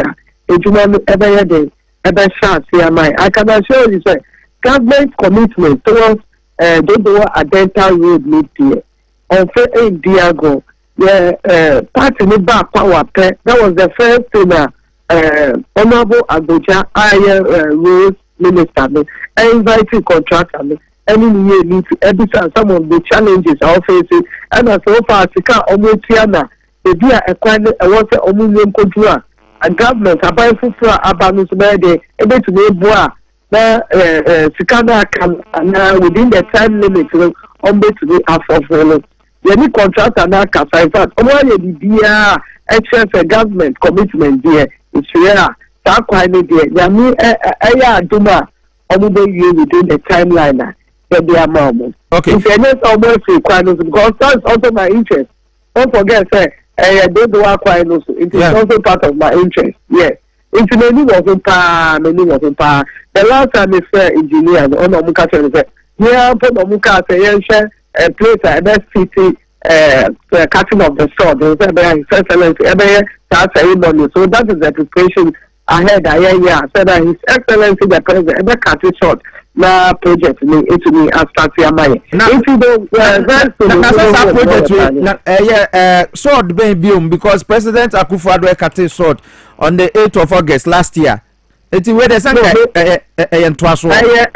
cutting of sword and from Dodowa Ashama Road.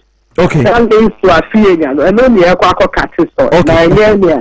I only say yeah by the found there by Dada no akonte they are buying Dada no everything as no one here to us. The former president Akasi Sordida into president on Kati Sordia.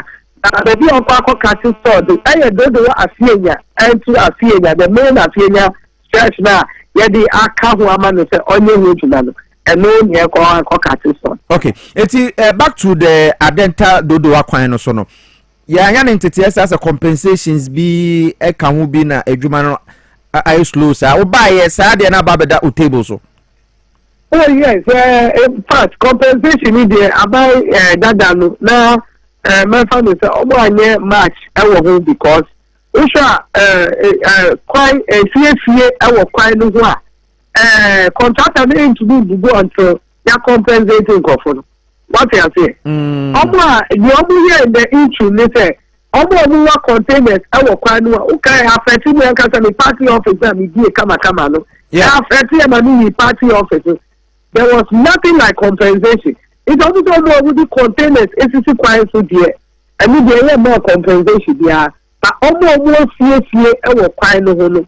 Omo na mo be the after abide that they see so we more be compensation it's abide for His Excellency John Dramani Mahama omo here share and omo they are yet to be compensated they be me eti omo can say they be because we shall road na here the actually because of a na aye we e da kwa na yen compensated if I to compensate we dey be good and any year sir into time to share you that under His Excellency the President any road minister no omo contractor na atmosphere omo aye hihye ni na instead omo a they are yet to be compensated you be compensate them na etuma omo ashat no omo to be you in time amai eti from briefings awanya from contractor no any roads minister no obetumi aka say ebia yenhwe ni mankopim da say anase man to say ena compensation no ba se ne be ya contractor no ebetumi atoaso.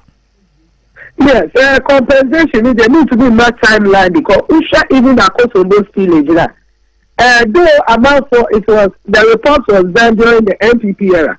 ama for me see isuo ayi efa omo dani e wo se omo koye survey no mu sampa wey na edani affect here na the cost of the value of ninyama here. These are some of the things that what for me so be ya tiaka yenti ni say wey ya mama say and so many day. It's a timeline they mess up so mean to be a timeline. Your first investigation is underway. Omu share the cost because building safety quite it's almost quiet value the building no moving. The kind was a move there, compensating. So it's ongoing and check. It's excellent in the president. Any the roads and highways, minister may release funds. So there it's a better. It's underway. I can assure us and check. Obia sabe kind of competence. So there it's not normal chat. Okay, producer, but date to next month. You better course issue no subium because Ghana for keep on asking questions. Say that ben abine say obey. Yes, a woman abine mujide, but they want to see progress. You bebo data to say exactly 4 weeks. Pepe say no. Let's hope say be at 22nd September thereabout. No problem.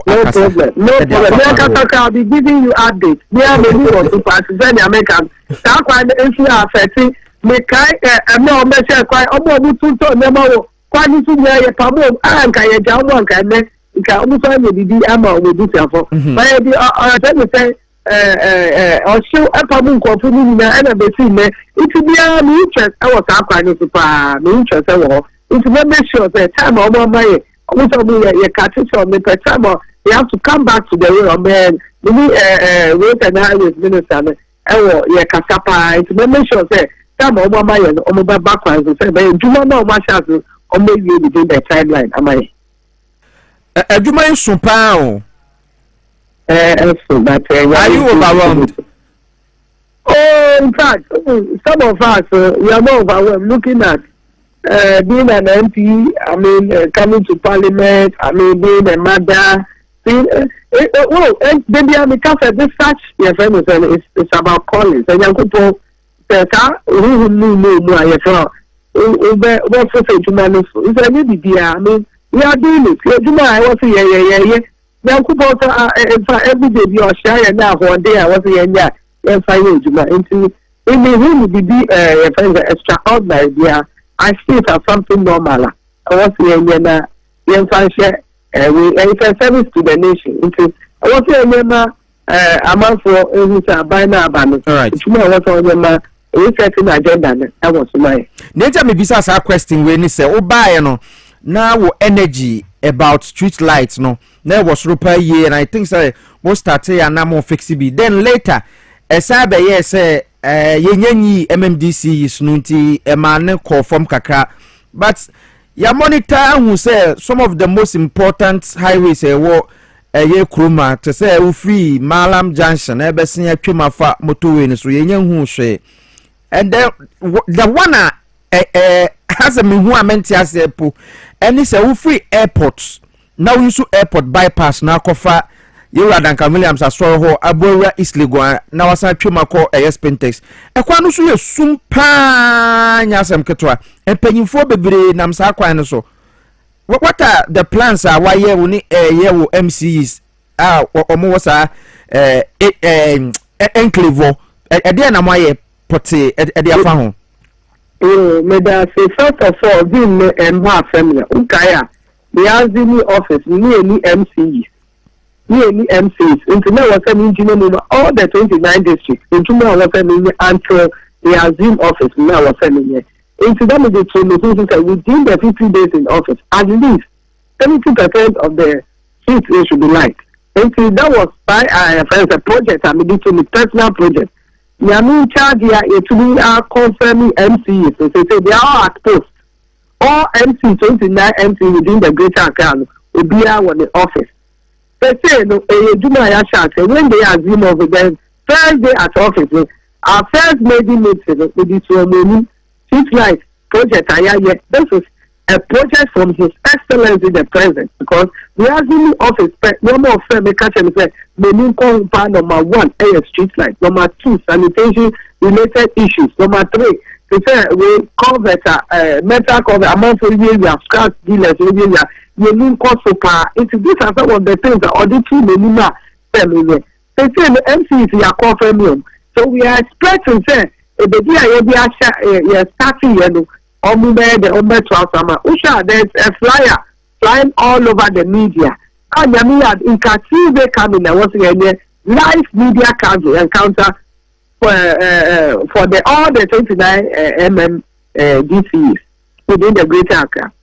And because of any Catamanso, any Mingo, they are celebrating their Homo Festival. This coming season, we are scheduled to Friday. It's a live coverage. Obia, they having the platform. All the MCs they having the platform. Akache. I've also engaged the energy ministry. They say the Ministry of Energy is taking care of all the ceremonial roles within the Greater Accra region. All the ceremonial roles. For next 2 weeks, they are going to start on the street lights. Yeah, but on the make sure all the ceremony, not the inner roads, all the MCs within the Greater Accra, they also make sure that all the inner roads, or fixing all the street lights within. Some has patches, a bit more patches here, almost lighting on the roads. Into Yamiya Adum to South America. Next week Friday, they are inviting all the media stations are invited. Obia is going to be live. Obia will have a platform. We are also inviting all the district managers. UTG, all the district managers, she share because Ghanaians can street light every month. They share electricity bill. Exactly. If you share now, almost light because offer so this is coming on next week Tuesday. Light. We are going to tax certain people. They will be responsible. So the way tomorrow. Media nobody say when I get the onion ejima. Trust me, street light issues there. A personal project and His Excellency we go for pa. Come do or family as I we no can. We go for one country because for other countries and then say that. So na kasa ni for street lights in ejuma. Yes, as we consider ma bebre, as we consider about for area. About kuku and I just light in accident and also street because if these are some of the measures we are putting in place. Friday, live coverage. All the media within the events, invite all the media stations to be there. So you better decide questions you are supposed to decide. Who is responsible for what? I mean, everybody will be responsible. All the district managers will also be responsible to their various districts. His Excellency but setting agenda, making sure that all the streets are light. On the make sure that if the streets are issues, then we can assure that Friday we tackle the street light issue. Okay, it is about Sandy. We should see progress because airport bypass there crack. Oh yeah. It's my fancy na minim say all the timelines ama MMDCs on this since our case president ninji hu dey na say about with timelines say him that say it all the timelines my yenti so that yen so ebetumi aye monitoring. Oh yeah, we are going to tax every MC. Be a better taxi, this period. Within this period, make sure say all the lights. The guy, our first lady, Mr. Kasham said, don't relax because all the IGS, we have IGS staff at all the various assemblies. We have electricians among them. What are their duties? And their role of work on the municipalities. What I say, these are some of the things. And of course, I know you may call around, not for sure, roads, the national street lights, we say, the way they do things, you can train all the street lights in Dumanta. Which is very capital intensive. All right. What I say, you see all the electricians within the various assemblies, they should tax them, say, make sure that lights back off. It should be their responsibility. they fix. No, correct. Exactly. All the light goes up. Yes. So, Yami Aduma Friday. Okay. Yeah, as that say you there say unya time any twetwen enkomo e Dwabo Ase on TV XYZ and Power 97.9. Linda Obiniwa Okulu eno no one a Greater Accra Regional Minister and you know mo how ni nyina ya sa mo de ba ya ono na bobo ano eno ko wi se DC ntwe anya hu bibia sa na tenti ya ko adenta kwan no so no eno ne konam ya de street light one semi so e de ababebu me no akọ ye no opempon woni ye assembly member Amrahia electoral area I think the way futuro bana mame for ne team futuro num no modi gano bi de na ready ayehwa momra bibia omo ye adwuma ni ye pa but I have for some time now no adwuma na ho take akra apose and sisi ana mesra ban say ombo yen na road yi omuntumi ye road because road here pose a lot of problem at the mine especially in futuro and I said that star sabi say car say ko and say winni ebo say na dust eko amanfo demo eko amanfo niema and so mudwumadi a omudimo ni adana bibia high power.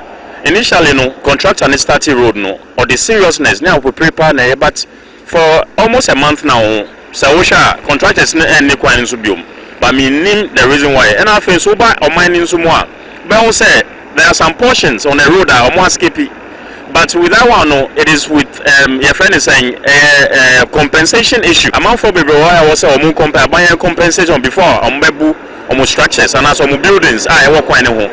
But up to now, I want to me massa compensation and TBCC no horti Jumano and I say Jumano send I was say more expedite Jumano ama omo slow kakra then so I hiring as o mine they be amount for as assembly member amount for a frame then I also contractors meet you munka na enti way opportunity bia me the best buy na nientia contractor no any kwan so and after teacher Minister of Roads and Highways Honorable Kwame Gavin Saboja say omumbra no omumete na adwuma no omu expedite adwuma no na ye hu entoye yenim say ekwan connected to other town and also economically no ebo amanfo bebre na traders from Dodoa Yikuma you know wa Sherman ni nyina ekwan so na omu yusu enti yes ye best omu say omumbra to our aid we dey at the sedena e to abayanim yenim adwuma pa aban eye enti e wo say omumbra hana omunte yesufre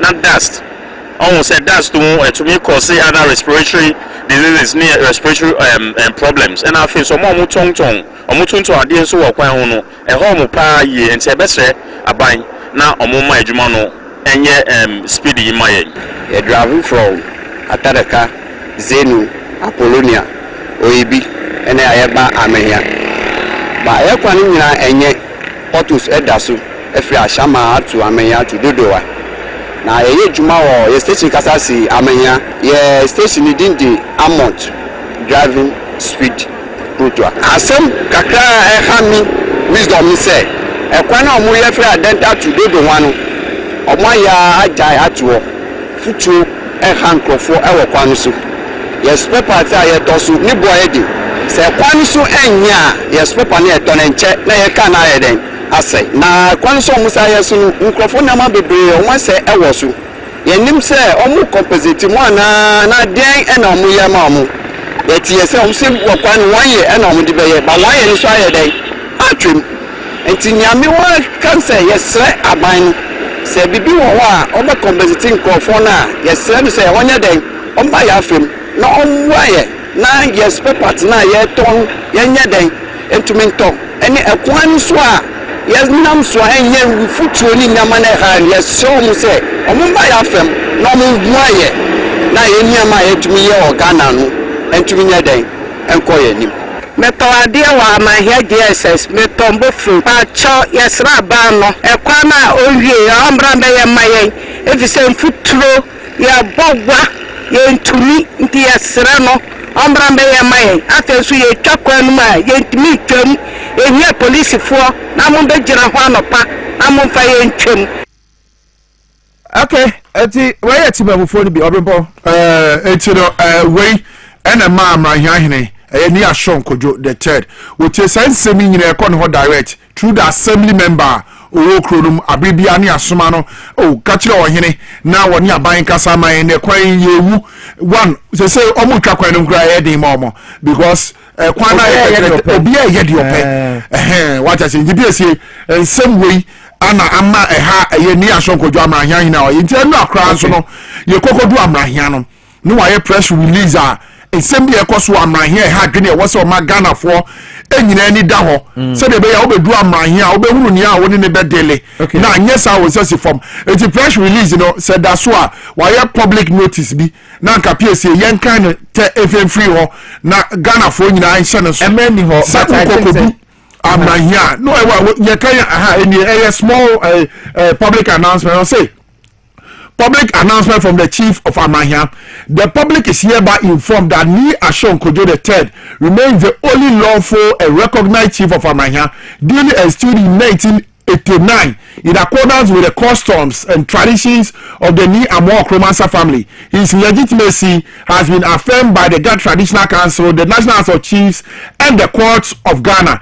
The public is strongly cautioned against dealing with Eshifi Mensah, William Eshifi Ashon, John Eshifi Gogo, and any other person falsely holding themselves out as chiefs and elders of Amrahian. Their actions are unlawful, and any transaction with them, especially regarding lands, are null and void. Also, all persons, institutions, and agencies are advised to notice and accord the recognition only to Ni Ashon Kojo III, chief of Amrahian, head of the Ni Okrah family, issued under the authority of Ni Ashon Kojo III, chief of Amrahian.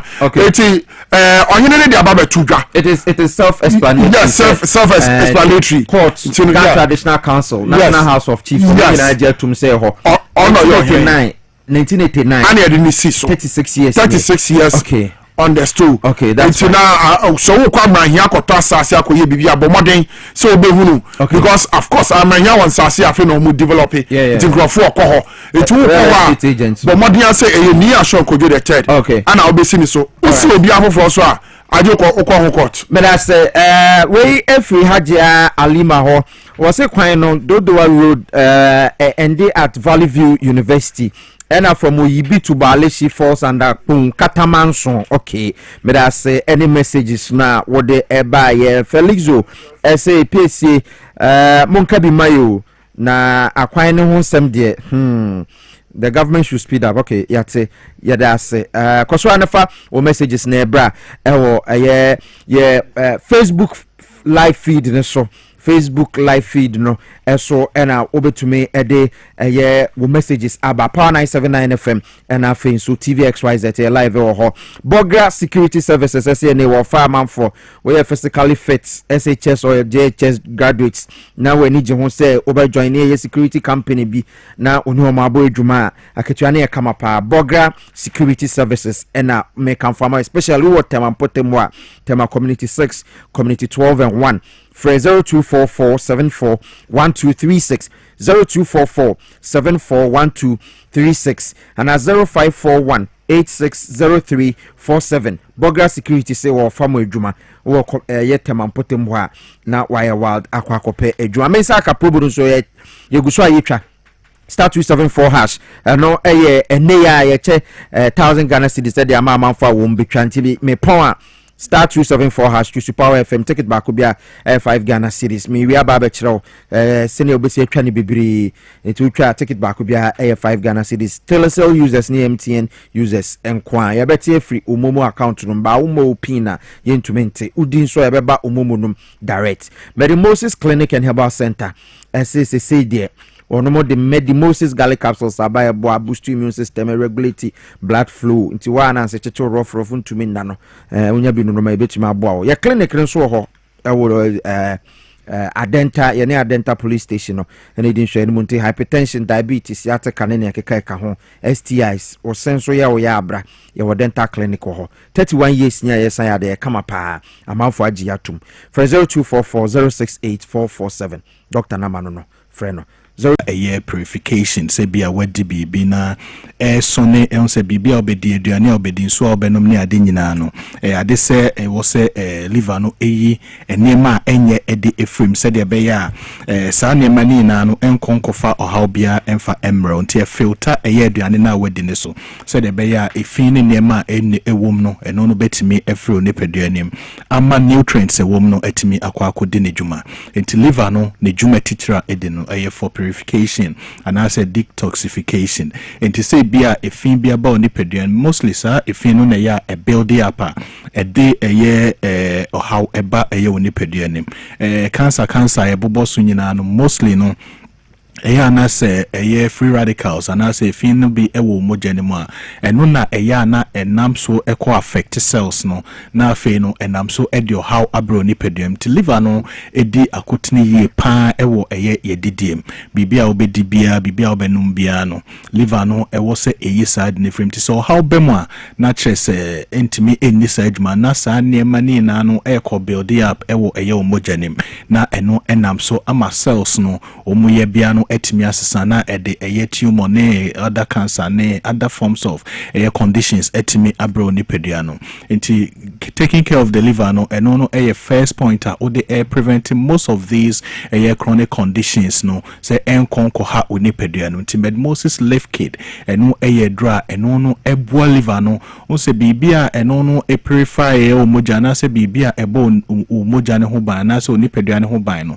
no so no so timinya bibia be supporting no because with time no ade say na ho den etimi ekofom wom se liver no etimi regenerate ne ho ana se liver na say how bi ba ho eno etimi solve problem no but with time no obo sa afi no how no eba ho liver no etimi solve bi emtina ye wo liver conditions bi ye hepatitis ye wo cirrhosis ye wo other forms of liver even liver tumor nyina no bi mutimi nya liver cancer any ade ni na no any say liver no abre anase djuma wo se liver no ye no overwhelming no ama entimi ni se djuma no eno na enam so a ede sa oha no aba unya medmosis left kid eno no support liver health na eno no betimi abo ama liver no etimi edi ne djuma se de be ya abre no abia no liver no ebetimi enya ahoden a ebetimi ede abo onipadua no ho eban na liver disease no se obi enya de ede titru a ema no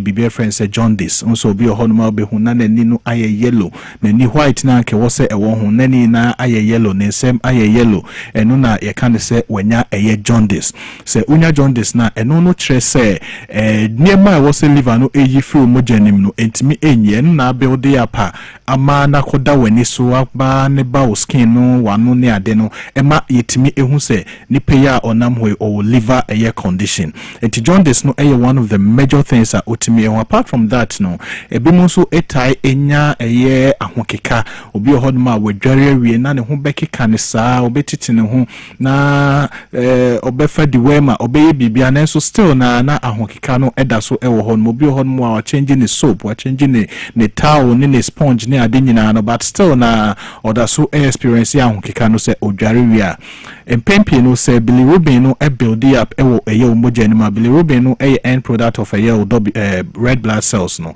break it down was say liver no bilirubin na free moja ni but then no se problem liver ni ho it means say entimi any side media no nti we say red blood cells no be break it down no na fe no bilirubin no build up umoja ni and also no etimi lead to sa ahokika na america nti se mpempie no so we obi a uta experience ahokika unexplained one say bia anya say bia wa allergies bia na say bibi na nam so emane basa but time bia no udware wie bia na ahokika wa it could be say liver no ana or how ewo huma sanka medmosis left kid no no ebetimi aboa ama bibia etimi akoye ede amount afi obi so hon mo ye bibi kakra bia no abre on se liver no na medical aka say na metabolize aduane a wadi no it is a problem ba na entimi a metabolize na it means say wo body no entimi nya energy na ehia no ema ne fa ne adwuma ti wo say wo ye bibi kakra bi no abre on anti kakra bia no akoma bon tentem eni ade ni na no ade asa wonya liver problem ni bia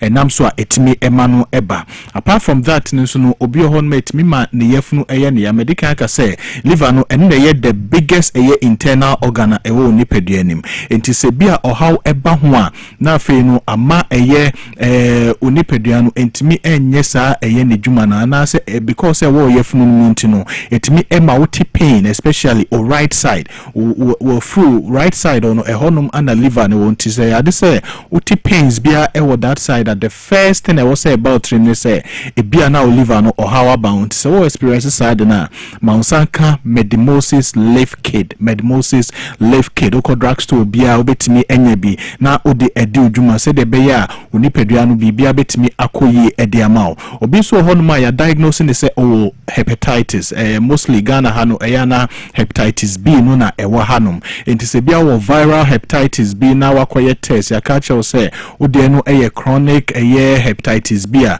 edra wo hia no Medimosis Left Kid eno ne dwuma edi ne say ebebo liver ne ho ba hepatitis mo an so mo moje mo a the only organ o betimi affect liver ntine from hepatitis eno no emo a omu affect liver ne nko a it is infections ni bi ekoso wo ni pedua ni mo a na unya edra eno no bebo liver ne ho ban am pempi no etimi lead to inactive form into bo so bi ho no obekọ akoye profile no yesi ne de no chronic inactive mostly so liver no ewa ahoden a eno na ebetimi fight sa hepatitis moano ama moano akoye inactive no etubon se ahoden wo liver ni mo a emoano ko hu se omu ko affect liver na because ahoden ewom tin liver moano so be fight infections na about mojanemti na ama virus no o matwe omu ho akote kakranti eno medical form ne kan se ode no inactive enti moano entimi enkeka omu ho enkonkofa ohaw bia emfa emro nkrofo pia omu ewo hepatitis no omu fa Medimosis Left Kid na ubonsa afei no hepatitis no afei omu enye there is no active replication and I say omu entimi multiply beam ubekwa akoye viral load no na obfe ubonse virus no omu dodo no form obi ho no ma tembia no ne viral load no cosruba start say of Medimosis Left Kid na the ANC because say ebo liver ne ho ban na say boost you liver no ahoɔden a ɛde protect the peduane ntino enam so ema virus no oma ahoɔden nyina etimi form na afei no ubekwa akoye viral load no na say hepatitis B viral load no ubonsa afei viruses no ade say etimi form ema bibia ekoye edimount say bia ya diagnose you say o hepatitis B a Maunsanka Medimosis Left Kid ebi so awode no toxic hepatitis no ene say ebia uyo bia sebi onomunsa na say wafa eno be for a very long time ebia wo chronic condition bit say hypertension diabetes no say no de bia e was ofen no so yenyina nim say na because of certain chemicals na ewom nintino e was liver no ana metabolize no e bedru baby no na afi liver no o mu functions and say liver na ho odin a e was edi dwuma no na e form enti was otiminya edra no be boost liver no aho odin enti obi ho no ma wafa hypertension no na ma say no ebia na the liver function no or how be Maunsanka Medimosis Left Kid na ebe correct enzymes ni na ama fe wo liver no etimi enya ahoden edi ne dwuma yie said de e was apart from that nso no obi ho no ma ne de no alcoholic liver eti obi ho no ma onomonsa enti ensan so no unsese onum ko ni pedua ni ma ade se toxics na ewom no edorso nti e pressure p na eba beto wo liver no so obi ho no ma yes wo anomonsa mensa atwa ne photo de ensa atwa ne photo na ne se na the liver no ohawa bahunti cause some physical manifestation bi ewo ne nipadua nim ti ubehu na se na yefunu no ayekese na nanim aye puffy ana se nanim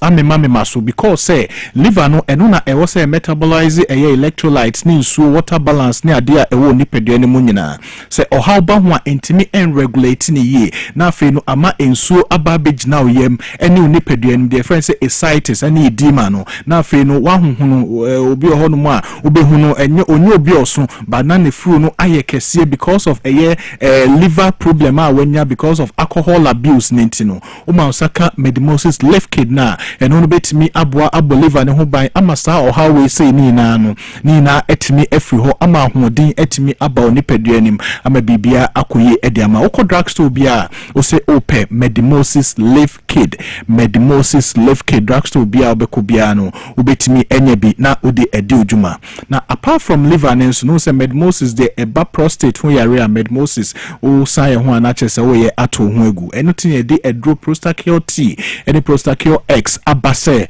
wo ye bema na ojonso na emaye wo chim ansa na jonso na ba ojonso na ebia kemu a wedra wo hia no eye medmosis prostacure T any prostacure X na ya da bia meka se ejina homa extra benefits a eye capsules no ede ema enti wo fa medmosis T no any capsules no together there ne se boa jonso no ama jonso no etimi abaye bia ne a diagnose se o enlarged prostate ebia wakotwa scan o PSA ne adeni na no ewo soro ma sanka medmosis prostacure T any prostacure X no eno no ebetimi aboa a reduce eye prostate ne size no nti se aye kese se dey na afi no affect o jonso no obi hokra etimi lead to be friend say retention of urine and say amane jonso no entimi emaye edura wo hia no eye prostacure T any prostacure X eno no ebe reduce eye o prostate ne size no na afi so asanso relax o bladder no nti pressure na eda o bladder ne so ama wo jonso tentem mama jonso de mpo a wontimi enhold no sa pressure ni na no ebetimi efri honom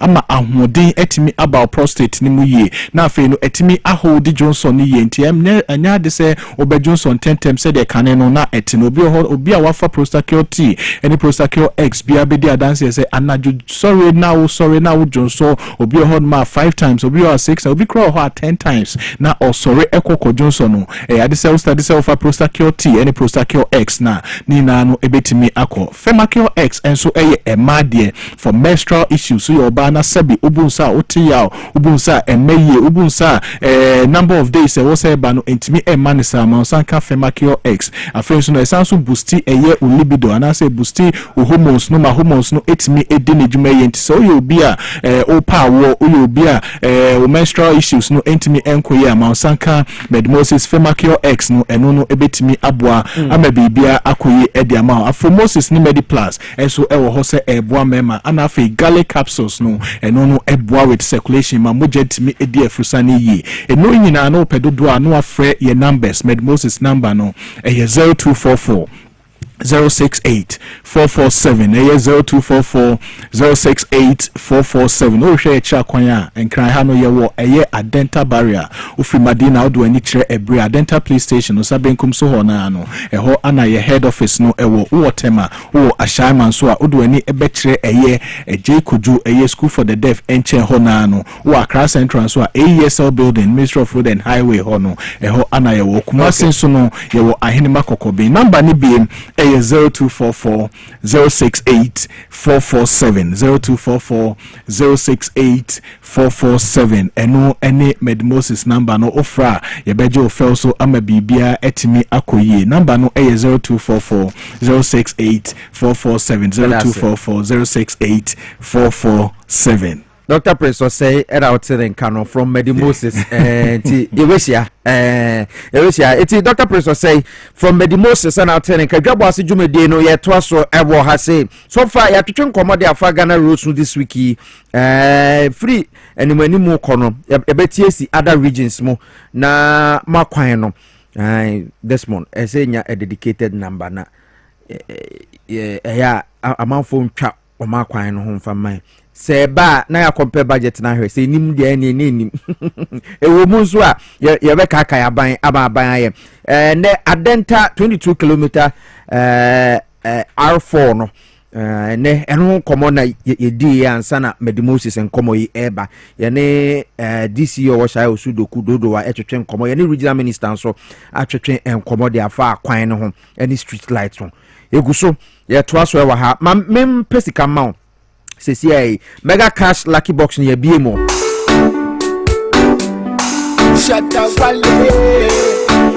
Will speak to la bawa. Natili la bawa. Really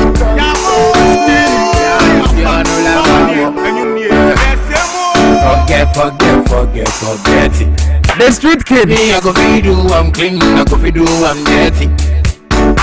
25-30, banka to banka, yembeti. I go do party and invite DJ who get it. If you be the forget it. If you be car, forget it. If you be woman, forget it. Money, I get plenty. Anyway, I have my local. I wish you have a live on Party 87.9 FM. 46 minutes after 8. Shatawale, the street king. Hey, romance. By the way, Mr. Shatawale, yeah, on your castle. I'm a lawyer for Ninkasa. Seminole, maybe at the Bian Concorda. Senior, and they be Charlie. Mami Pesi come out. Mega Cash Lucky Box no BMO over to maybe up to 500,000 Ghana cedis. Where they're all networks. Dial star 426 star 5 hash. Star 426 star 5 hash.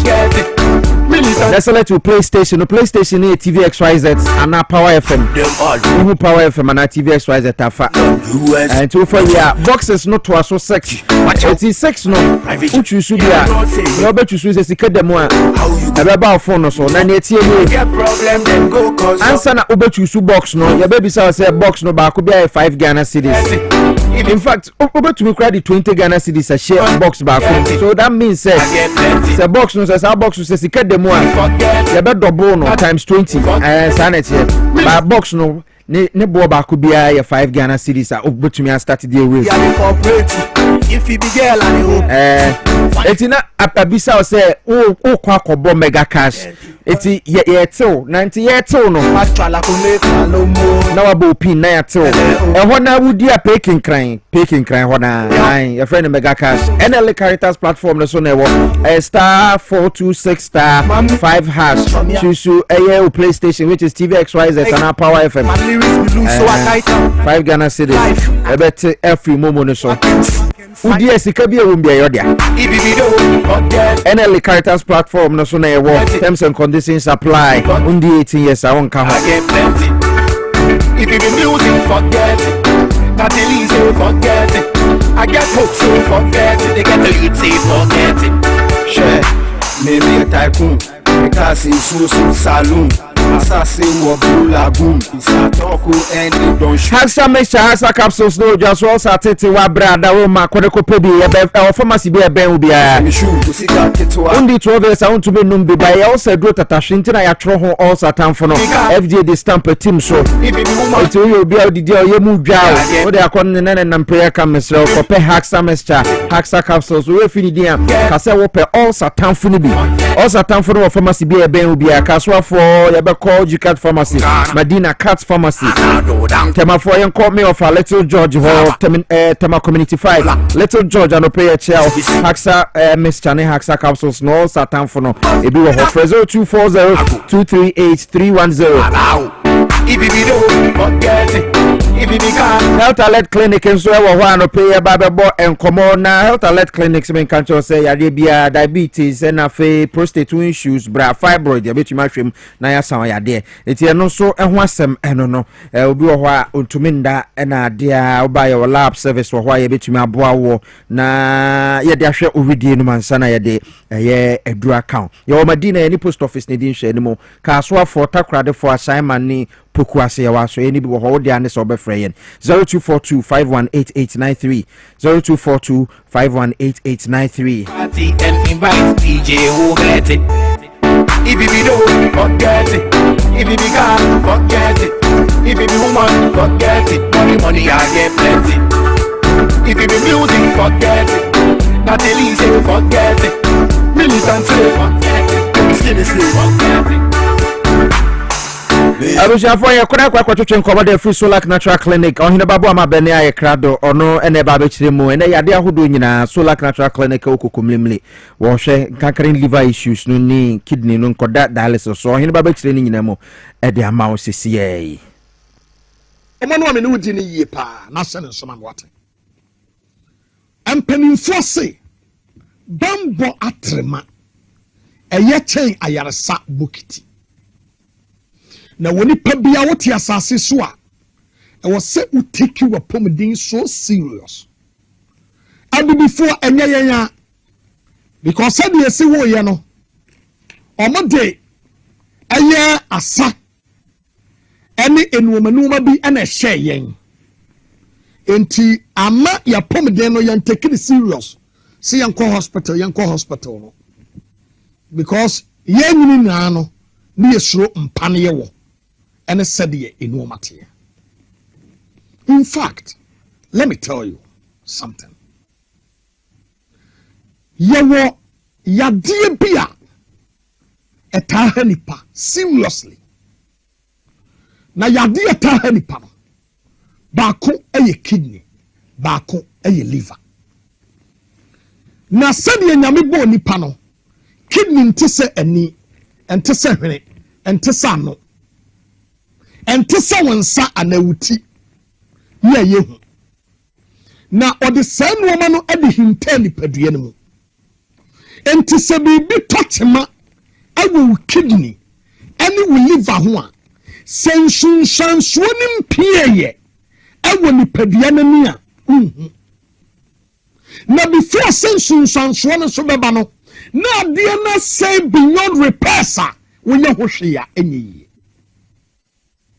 Na saa nneɛma no nti ɛna ama doctor pani a wɔda Solak Natural Clinic no wɔdodo mo so kwaa akɔkɔfa nneɛma papa ɛde aba sɛ ɛwɔ sɛ obia kidney ɛne ne liver ɔhwɛ ne yie.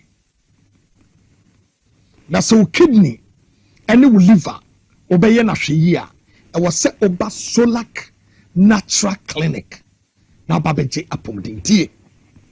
Kidney aduro yɛntɔn wɔ store because woba just say yɛduru fa test ahodoɔ mu ne yɛkyɛke hunu sɛ papa kidney yi a wɔka ampa asɛe ana ɛyɛ kama ne liver asɛe ana ɛyɛ kama. Na ɔmo kyɛke sɛ nneɛma no nyinaa wie a ansa na ɔmama wo ho aduro ama wo ho atɔ. Look, mame ne wo ni nkɔmmɔ simple one way na hyɛ ne nsoma me mesrɛ wo. Obi no bisa sɛ ɛdeɛn ɛna ɛyɛ kidney. Wo kidney no ɛna ɛsɔne nsuo ɛne liquid product a ɛwura nipadua no mu no ɛsɔne so.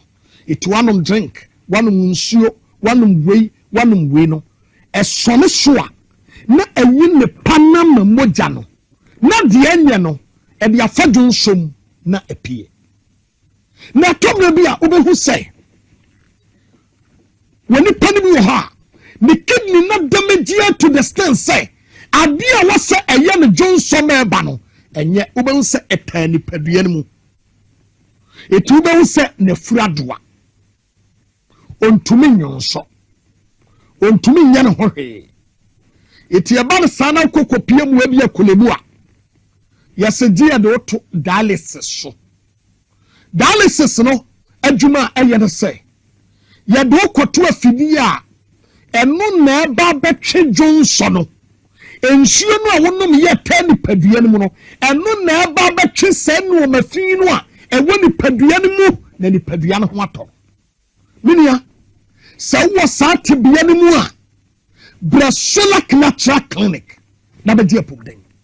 Ɛbia wodeɛ no aduru critical point sɛ woda dialysis so.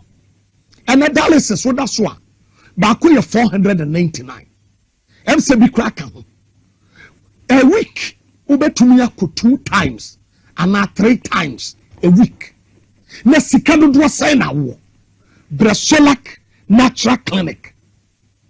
Na wodeɛ wɔma waduro na check nipadua no wodeɛ fare sɛ asɛe awie na bɛkyɛke we. Obi wɔ hɔ a wobɛhu sɛ woyɛ adwuma kakra bi no wabrɛ. Ɛnyɛ yadeɛ nyinaa ananyɛ kidney no nyinaa na liver no nyinaa na bɛka sɛ wabrɛ. Tie no ye. But bi wɔ hɔ a woyɛ adwuma kakra no wabrɛ. Wonante ɛha to ha frequently sɛ ɛtoa so a check your kidney and will liver. Deɛ ɛtɔ so obi wɔ hɔ a ɛnyɛ sɛ bi ɔno ara na asɛe ne na but ɔda na adwo ntumi na wɔte ne ho kɔtwere watwiram na wato ne ho atwere atwiram na wato ne ho akɔtwere ha na wato ne ho atwere ha ntumi na. Sɛ wɔ saa tebea no na saa problem ne bia go to Solak Natural Clinic na kɔkyekere.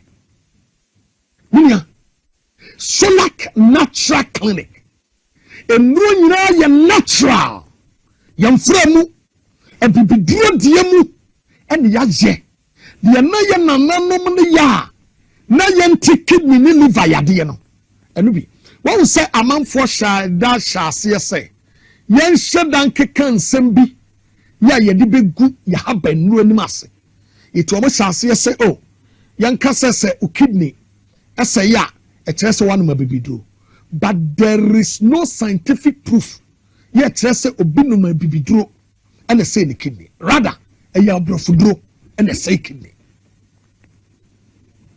wate afei obi wɔ ha obi nsɛ ne honam yi keka no na ha keka no na ha ne keka no na ne ho keka no pepɛ na wɔti na wɔdwi na wɔti na wɔdwi kyakere wɔtiti ne ho ama ne ho yɛ te sɛ maame yi a wɔda hɔ yi wahu obi wɔ hɔ a ɔsɔre anɔpa wobɛhu sɛ n'anim ahohono ɛde asɛm ɔsɛm anim o wobɛhu sɛ ne nase ataatae ne nana ayɛ sɛ gye pim no wode wo nsɛm mia no atom menua sɛ wo nan ɛte sei ana wowɔ this problem a kɔ Solak Natural Clinic obi wɔ hɔ a ne muscles no emogya no aboba paapɔ didam kyɛkehwɛ wɔ nipa bi wɔ hɔ a ɔntumi nhome ɔntumi nyɛ bi breathing out ɔntumi nyɛ na home na yɛ sini menua wowɔ saa tebea no bia check wo kidney ne wo liver nanum ato ɔntumi ne di ɛnyɛ sɛ wate ba omiya ho asɛm bi na nanum ato ɛne yɛ mede ayɛ example mɛduro no mato wate ɛnyɛ sɛ bi a wate abɔfo sɛm bi na mu da bia nanum ato abia na nyɛ ne de ɛnyɛ sɛ wodi agya obi bi da bia nanum ayɛ ne basa ɔda roma check wo kidney ɛne wo liver hwɛ obi wɔ hɔ a wɔ homi goro so a sente bɛpie firi mu aba no wotumi bisa sɛ na wɔafiri nipa dua mu na apie kankan nkranfoɔ sɛ kankan mɔle wada roma kyɛkerɛ obi wɔ hɔ a wɔ dwonso a wobɛhu sɛ dwonso no asɛ huro bebree taa ne mu kyaka so yɛsi nnoɔma wɔ ne yam ɛne wɔdwo nso agu asɛ gyama yɛsi nnoɔma wɔ ne yam ahuro taa ne yam ɛtaa ni pɔpɔpɔpɔpɔpɔ kyɛkehwɛ obi nso wɔ hɔ a wɔdwo nso awie no ɛni ayɛ brown bi red bi kɔkɔɔ bi asɛ wɔdwo nso mogya bi nnoɔma bi basa bi nwonwere bi ɛne nnoɔma wada roma check ɛno nso hwɛ ɛna obi wɔ hɔ a kakra no wayɛ bohoo wayɛ dis fili dis kakra no wabrɛ menua sɛ wowɔ saa tebea no bi anaa wowɔ saa problem no bi a check wo kidney baabi a yɛkyɛke ɛyɛ Solak Natural Clinic wɔse quality first kɔ hɔ kɔkyɛke dɔwura hɔ na kɔgye wapɔmden ɛmfa nnoɔma ani agorɔ mɛmfa nnoɔma ani agorɔ na me dɔw me pɛ sɛ wo tena ase kyɛ da bia no asɛm a meka kyɛ m no sɛ Dr. Solomon wɔno na ɛyɛ doctor na wakasa a wakyerɛkyerɛ duro no mu amomatie no yadeɛ no doctor kasa fast dodo ɛna me sɛ doctor Dwabo Ase ɛba gumbe ɛne battleground ne other programs deɛ amea bɛkyerɛkyerɛ mu sɛdeɛ ɛbɛyɛ Ghanafoɔ bɛte hɔ ase because kidney ne liver no ɛkum nipa dodo menua number ni 0553 93 2631 0553 93 2631 mema kidney ni liver nku number no ɛna egu screen ase hɔ no frɛ na wɔn doctor panini nkɔmɔ na kɛse de ofili ɛnyɛ kidney ni liver nku ana wɔsa dabi obi awo ɛho ayɛ ne den obi a white atena ne so gono atena ne so low sperm count atena ne so obi a sciatica ne sisi na ponom na poso ni kotodwe na tibra mo kase obi an BP ewo soro opese bafom onro pa na emema no mu nyina soro masa emema no a mu nyina soro onu na duro na ne ye de 3 points na enya nkwale nduro ntina ehiafo no yase ye atwe ho masa Dr. Solomon Dura ode mama ye mema no anopa odi tweti to me the pan of crabot. I am telling you.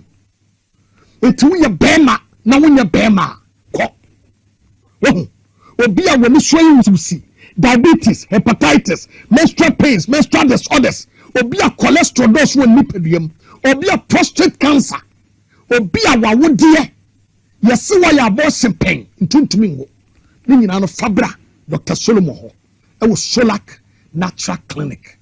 Na wan sawi ade mani ti emra o kokomlemle obe Harvard Senior High School no the number ni biem ma me monchew because enyo mo a omuhu ade enko a na ATM number ni 0553 93 2631 0553 93 2631 Francesia na woni ni nkomo na doctor de o wadaje e be pick call ene wa bon komo abusua for eti on hirba bo amabene na yete ne nka free Solak Natural Clinic on TBBC number na wode to horo na wafre Dr. Solomon Apia Kubi eye KNUST trained biochemist woni mu no pa nyankola gro eti anopei ofra nurse for no ne ebetwetwe enkomo na wo mo so atumi aboa we mo bia opebia no wo mo beboa ama wo so wayarehwe no enso atumi akonkan messages ne dey wa habebre eba kan bi dey ama wan che betena se na me panel members atwetwe enkomo Richard Atta was Piesie shockingly issues of electricity has stabilized so complaints have gone down. Now it's roads.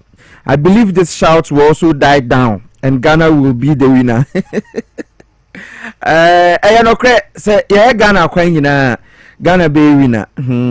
Because enra many chief executive edema Ghana Volta River Authority VR engineer Edward Obin Kenzo na menene bon komona.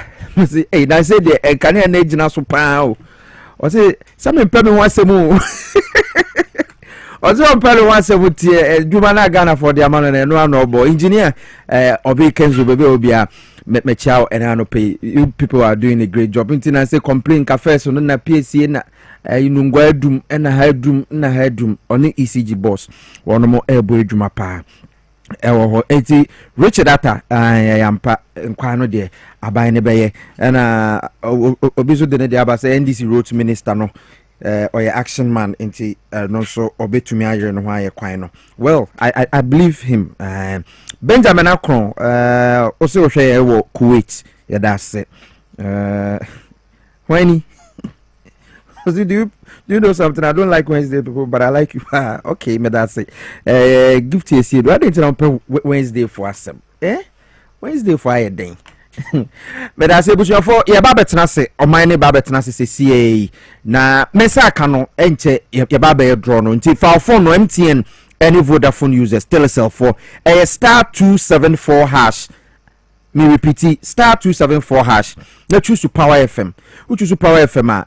Or baby so say opase ura draw no ma ane uremu a ye better 5 Ghana cedis for a ticket bia and pay trap baako twamienu twamiensa saa ona ma ne bedo so ye che 1000 Ghana cedis and pay we ye mensaka *274#. Choose Power FM ai ye de ye ka ye na no bi ye big draw ye che 10,000 Ghana cedis ye che amount for 5,000 and then so ye che 1,000 eti brabe ka ho keto bie nswa wo de betumi de adi ye twa ye ho abasesie se ye ba ye beto adwumadie no so ewo ahasei na amantana ba ai enche ye tena sesie ye ba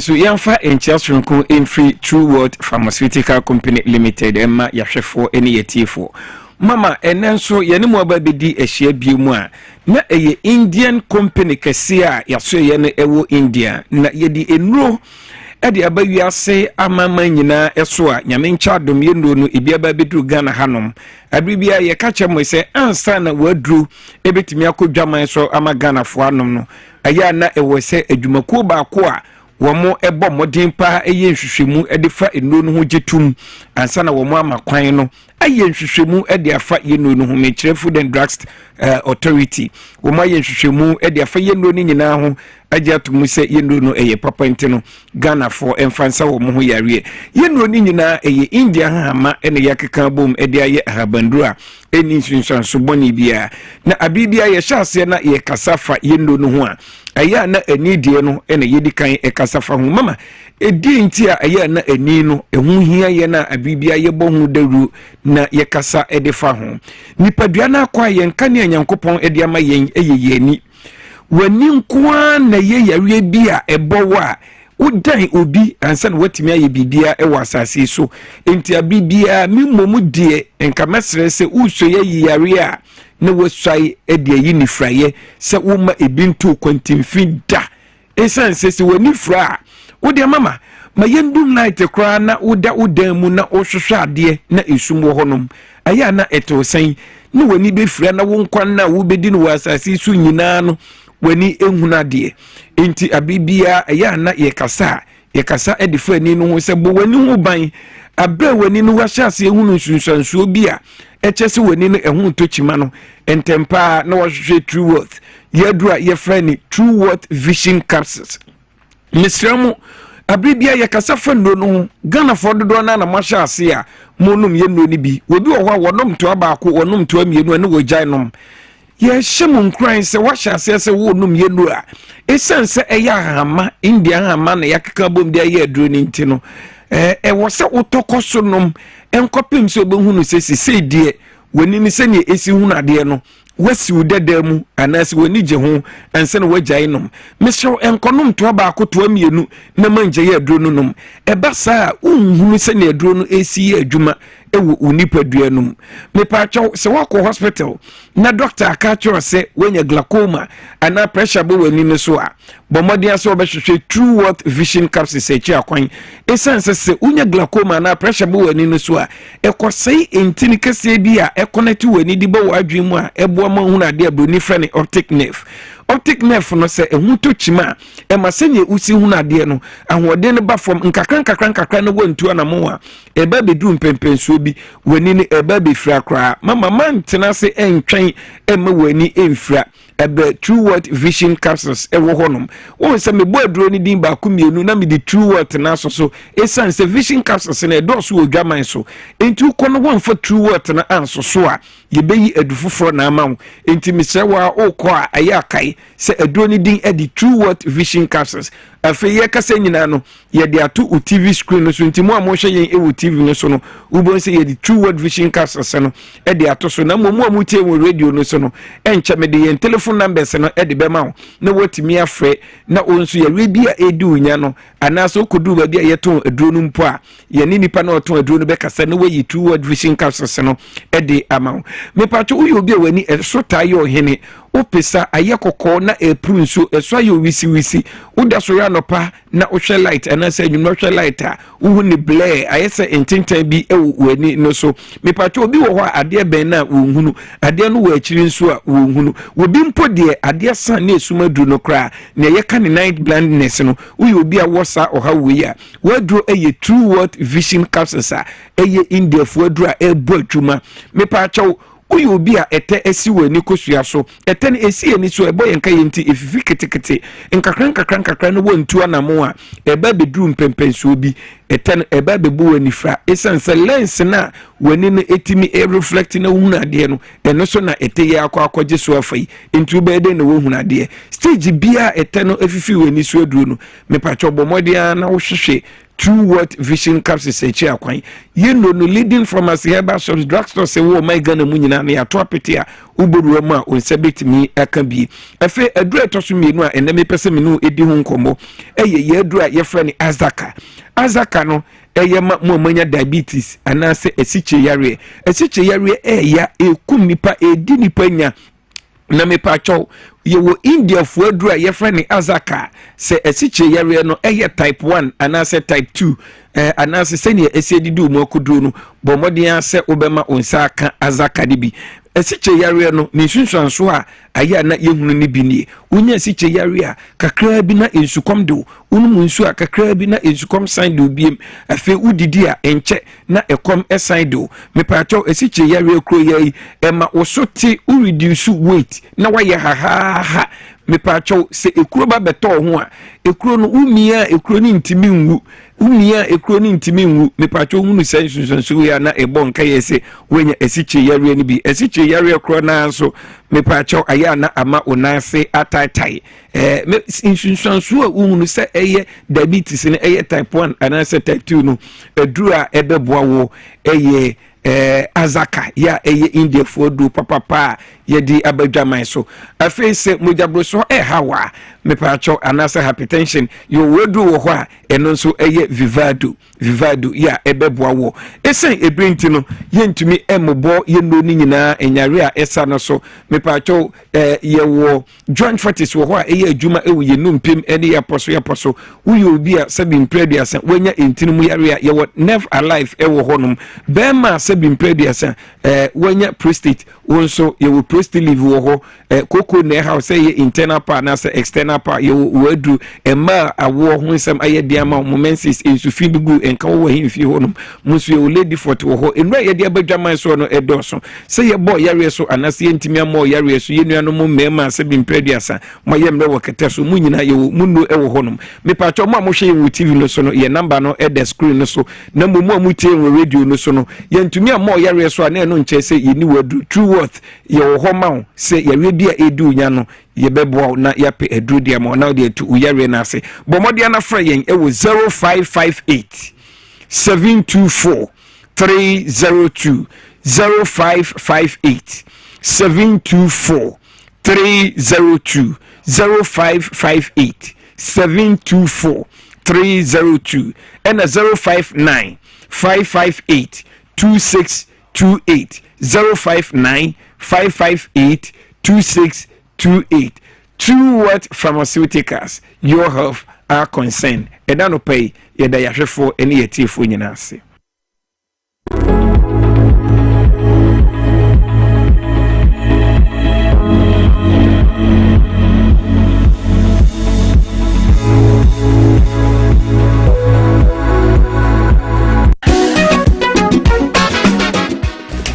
If I shall be a shot, you'll bag me. Brad, and that's of you. What time about Michelle and see about Queen Wayne say? Bra, said your time about Mister, as your Jimmy fearful, and Nadia about ever say. Really, I know this offering now. Bra, some make us a needed time about Mr. Wandancia. We are singing now about Timinka. It is some malaria, what run time about Mister. And you go, dear, no more to want to me any deal. What run a time about Mister? A drink and your mark or bar waffle through. The one mark for down for any aquada when you fear to me, and some of the time about Mr. Draven. She said, walk hospital and answer lab. I'm what we said. Oh, a 3-day malaria be answer. I also time me a TIME. Time about Misha. I feel malaria fever be than is Ziba a woman. Ever slap. Ubenya be at all. Ever over the counter medicine sellers. Any herbal shop to do an FDA Aji a judge in Kratoi at all.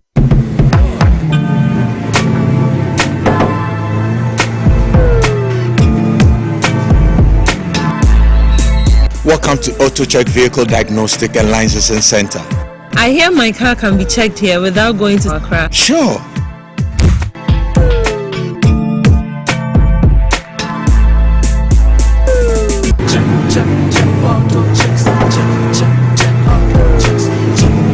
Emission, check. Alignment, check. Brakes, check. Visit AutoChecks at Koforodia Aquadum Road for the roadworthiness of your vehicle, from saloon cars to heavy-duty industrial vehicles. Madam, your car is now ready for the road. Thank you so much. Auto checks. Check. Auto checks. Your safety, our priority. Check. Auto checks. Yefema na kwa me taxi driver na enkane na misisi eso misisi ama kame na to na twetweme binya 3p garlic misa no aboa me pa obi asa miracle bi wadro no jese mafunu pra se die sia twini anka me humi esi so se me humi ani esi so obi kasa die bibi hye me so bi no ni na ye normal ni ti ni bi pi ne ti no ti pa me sa 3 days ni ebe na anka de nyankopon de ayi bi ahodi se ma yi bi nya san keto ana se we de me fro aka so na me fa nhyɛ me nkwa me me de abe fa 3 years ni ana asa me gina wa me na mo sisinya se me kwa me de ameko bi amu so much me duru da ba 6 years ni o tema sisi am ye ma di se ne me jana ta ya le ne nku me preko ene 4 days ana me koto 3 garlic mixture ni tema me kase yanku pe no yam se ene ya me no kase me wa to me a me din wa me ntia se 3p garlic mixture ubenya bi wo mamu pharmaceutical shops and herbal shops Fred Piwak e wo 02489288824 and 020100002.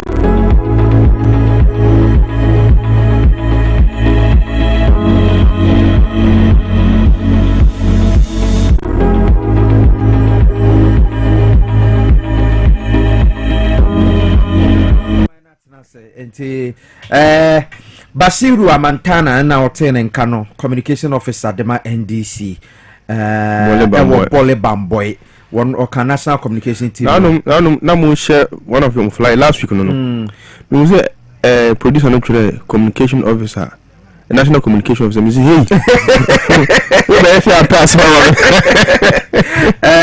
na em say a mistake in fact we corrected it sure okay all right eti Amantana and hotel en Kano so we need the pa Amantana mama call Richard Nia you no so member of NDC national communication team Rich tete oh manche ngodomo na ai body je chele wo yojuba okay twi bank microphone naka bank microphone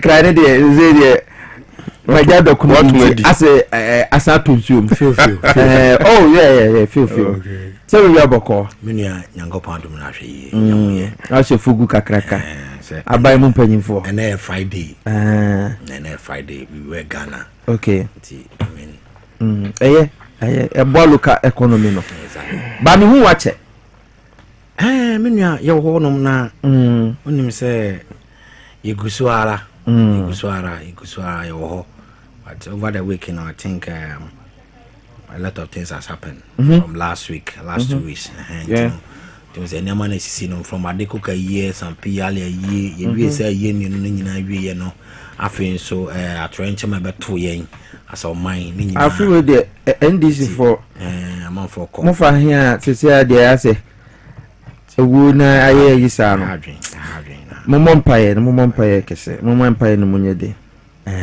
ba bibia be fine but yenyan kasa e wo ho ba amanfo say Oman Kongalam say head on to say near Mampenye share bosse obey na say omuwu no faso bia emma so and me nesan kofo no nyina ya adwen we can't behave like ostrich in this country. Very true. We can't pretend like we are fighting Galamsey and people losing their life each and every day.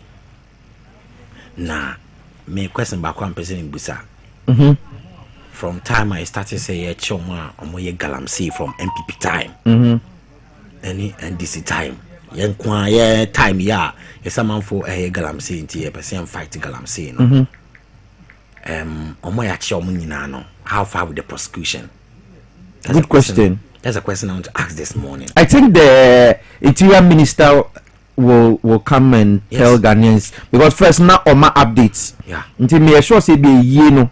So no your friend say meet the press now ya ekoso Jubilee House no ono onyanye ne de. Until be our the update me but who here monkoso anka omo. We Ghanaians and we NDC we know that the illegal mining and the Galamsey is very bad. We campaign heavily against it. we cannot come to power and then we play words with it. I personally want to demand, say, since we took over power, how far with their prosecution? You can arrest and nothing happens to them. Then everybody will know that, oh, at the end of the day, Minya bill. It will give me the energy to go and do it. Because if you that's a minister can make me now young prosecute me and family go jam man be and jail me and visa. Then I'll continue to do it now. Last week I was trying to see and I'm a call Dwabo Ase East. Okay, say Samuel Abajo and Madam Fapa. Minimum. Now me use enclave and young Quantani Dwabo Ase important. And offer first a keep. Yes. Okay. Brana. It's like we are building a galamsey factory in this country. So enclave on the galamsey or pa. O start free a year as senior prana. Yeah. Now we are Ashanti regional. Aye, jai. Now all the call bebieni. Now it's a far Sankregua. Eddie bar a sensible telephone man so area hona. You see. The galamsey activities, we need to be serious as a country. People have lost their life. In fact, because of galamsey, until nipa 8 when you lose true in no time. Because now launch program ebe boa ama galamsey to akofom. Yes. But one thing give me hope, which is President John Dramani Mahama says he's going to fight it ruthlessly, and we should support the president. If they are not getting people to help them to climb them the galamsey activity, some of us we are available. Of course, we have not received our appointment yet. We are holding for the best. We are ready to support this ambition of the president. So what are you waiting for? The people should give us the mandate and extend the distance to us so that we can all go and support it. Your citizen arrest, which is legal, you cannot. Sauti bibia untimi enko se ochi obi galamsey with what authority? Omukrampo no, they are even fighting those people in security with security machines. What I say, they are fighting them. Nano man so let alone say o kwase nkwa akwachi obi galamsey. Kutetu aso be shutu. Okay, we need as a country, we need to sit down and restructure the mining activities. This galamsey activities are a community mining. No, we should describe it as a national community mining project, so that every district, there's a national community mining in the district. This one is not going to be owned by individuals or private people. It should be owned by the state. So the state has a sustainable way of mining the gold. It is not like you go and dig and then you don't cover and then you leave it like that. But that is what the problem is. But I say, that's a government, you know, plan. Minuya Pedro, friends, is our program is NALEP. Yeah, Omoye reclamation to send your canon. Government is doing it. What I am is not what I'm saying is beyond the reclamation of the land. I am saying that the community mining project, which has been given to individuals and private sector, mining, they do it haphazardly, you know. That one should be owned by the state. So it should be a state community mining project. Wow. Whereby the state will recruit all these youths who are doing the mining activities, you know, and put them under what do you call it, a planning or a well-designed structure. You understand? Not government now monitor that. The government will monitor them. Or regulate or more activities now because government own. You cannot go and do it. It's Uber. That's what we are interest. That's what I say. When you go now, you sit down with the government.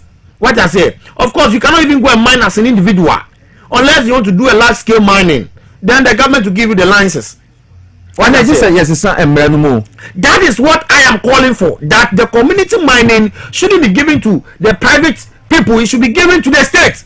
So national community mining project scheme, national community mining scheme, whereby the state will own this all concessions and then do the community mining. The government will have control and control the jobs. you will know the number of people he has recruited in the community into the mining activities.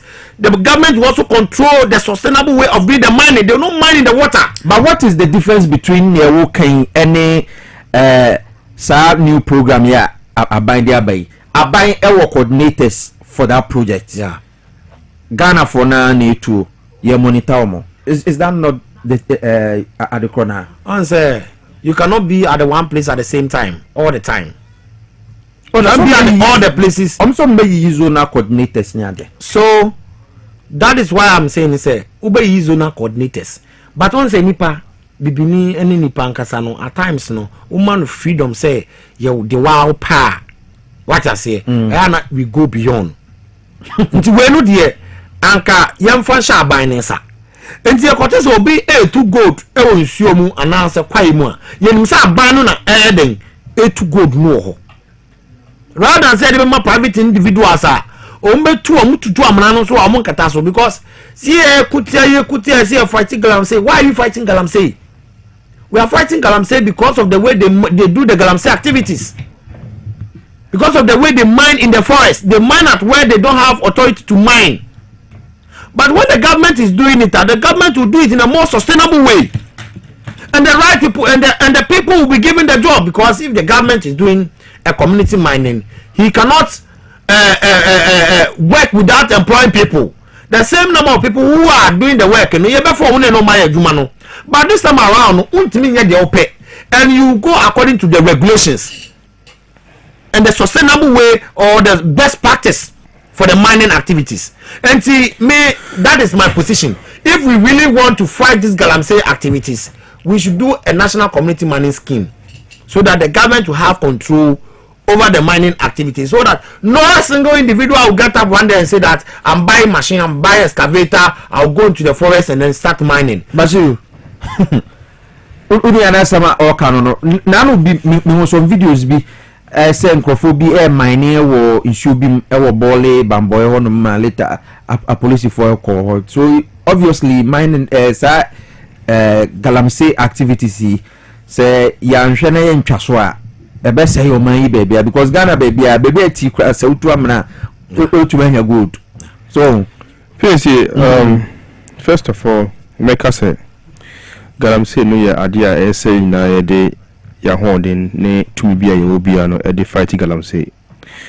And most times make us say what ya cry ha na we dream say galamsey is not affecting you and then now we try because of the fact say abia you don't drink water from the streams and you have the ability to buy bottled water.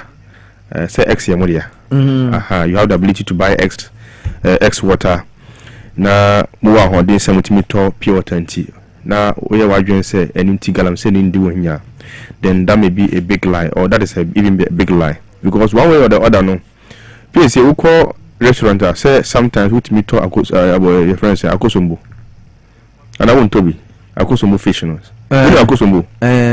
Say sometimes with me to go to fufu say with me to be. Correct. When you be a akosombo no. That be is those streams na omoye galamsey wo mu no. Hey. Akosombo fish when you no see mu. You won't get in the sea except near omo people like omo catfish no. No more sometimes omo to me really no mufie then they bring it out omo roast no more later. But you can't verify as to whether we free streaming na say omo catfish no. So you eat akosombo.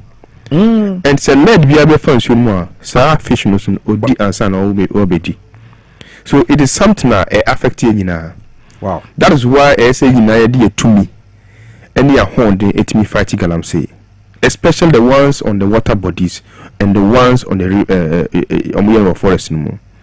So I've always said in as much as His Excellency John Dramani Mahama is trying as much as possible say obey you galamsey free abrabom no, there's a significant thing I say now as Ghanaians, whether you are NPP, NDC, we should all come on board to fight it. Now answer me come asem no so no MPP for you can say let's all put our hands on the decks and fight galamsey now. There are some questions on Bisaya that when they were in power no we were doing politics with it, and I challenge any MPP person to show us how we did politics with galamsey. You know what, we said say MPP are involved in Galamsey, so you cannot stop Galamsey. More year Galamsey, into Muntimin Galamsey, and they can any program any either. Was my mate Jeffo Kate? Was she not doing Galamsey? Minim or mining concession. Look, I'm coming to that point. No, I Galamsey. Now, Ashanti Regional won't to me.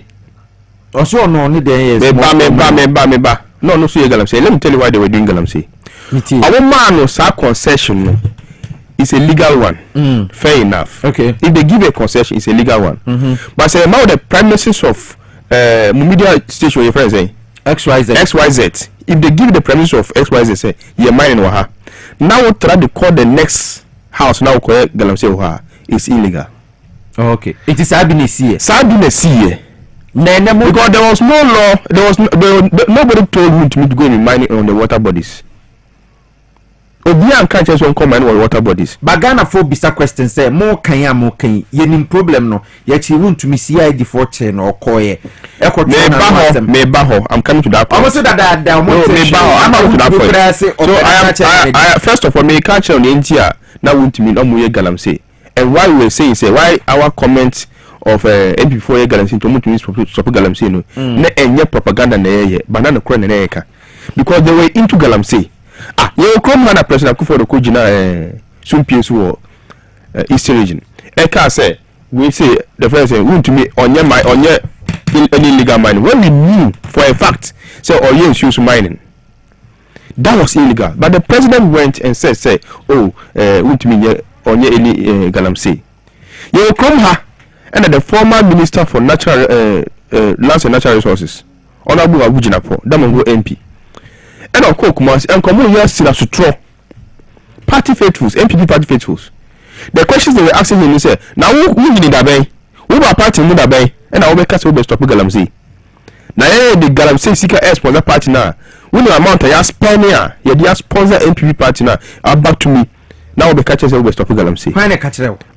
It was all over the media, all over media stations, social media. Authentic one, nobody up to date has been able to deny those voices. No. Of course, Regional Coordinating Council, because he said when he went and saw the devastating nature of Galamsey and the AD and Yano, Abu said no, this thing must stop. So he's going to stop every issue of Galamsey, and they came to attack him at the party office. Obayana, Bossa, on Timmy and Friday Galamsey, they are up to date, up to when they left power. It is the NHS and to fighting. That's what I'm saying. And I'm going to say, look, we did not do. I am trying to say, we did not do propaganda with Galamsey. They were doing Galamsey, and then there was an Enayaka. But Enayaba, at our regime, you have heard sound clear warning from His Excellency John Dramani that you have no seal when it comes to issues of Galamsey. You have no seal. That is why, when we suspected, and our binary suspected say. National Executive Galamsey, they called them to Yoko. Matter, that's who Yoko are. No, but they are still dealing with it. It's been long. It's not a matter. It's not your house matter. Akwala Dibona now they are bashing on the matters of governance is different from matters of Nyama fear with me correct over. But at least Mampeni say investigations be of that nature are transparent. I didn't know Omunyam Bifi Yoko for the BI woman na the statement about Yachiwe. I just asked them. So that is briefing. They brief us on matter. They told us there was a statement like that shows that they have invited Omu, so they will come and answer questions. And the matter is still on.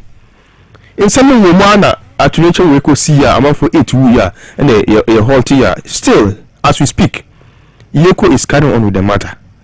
President Obama is not ready to forgive anybody that goes into Galamsey. Look, President Obama doesn't do Galamsey. He doesn't have any interest in issues of Galamsey. Only keep peace on Galamsey. So he's ready to fight it hands on. One thing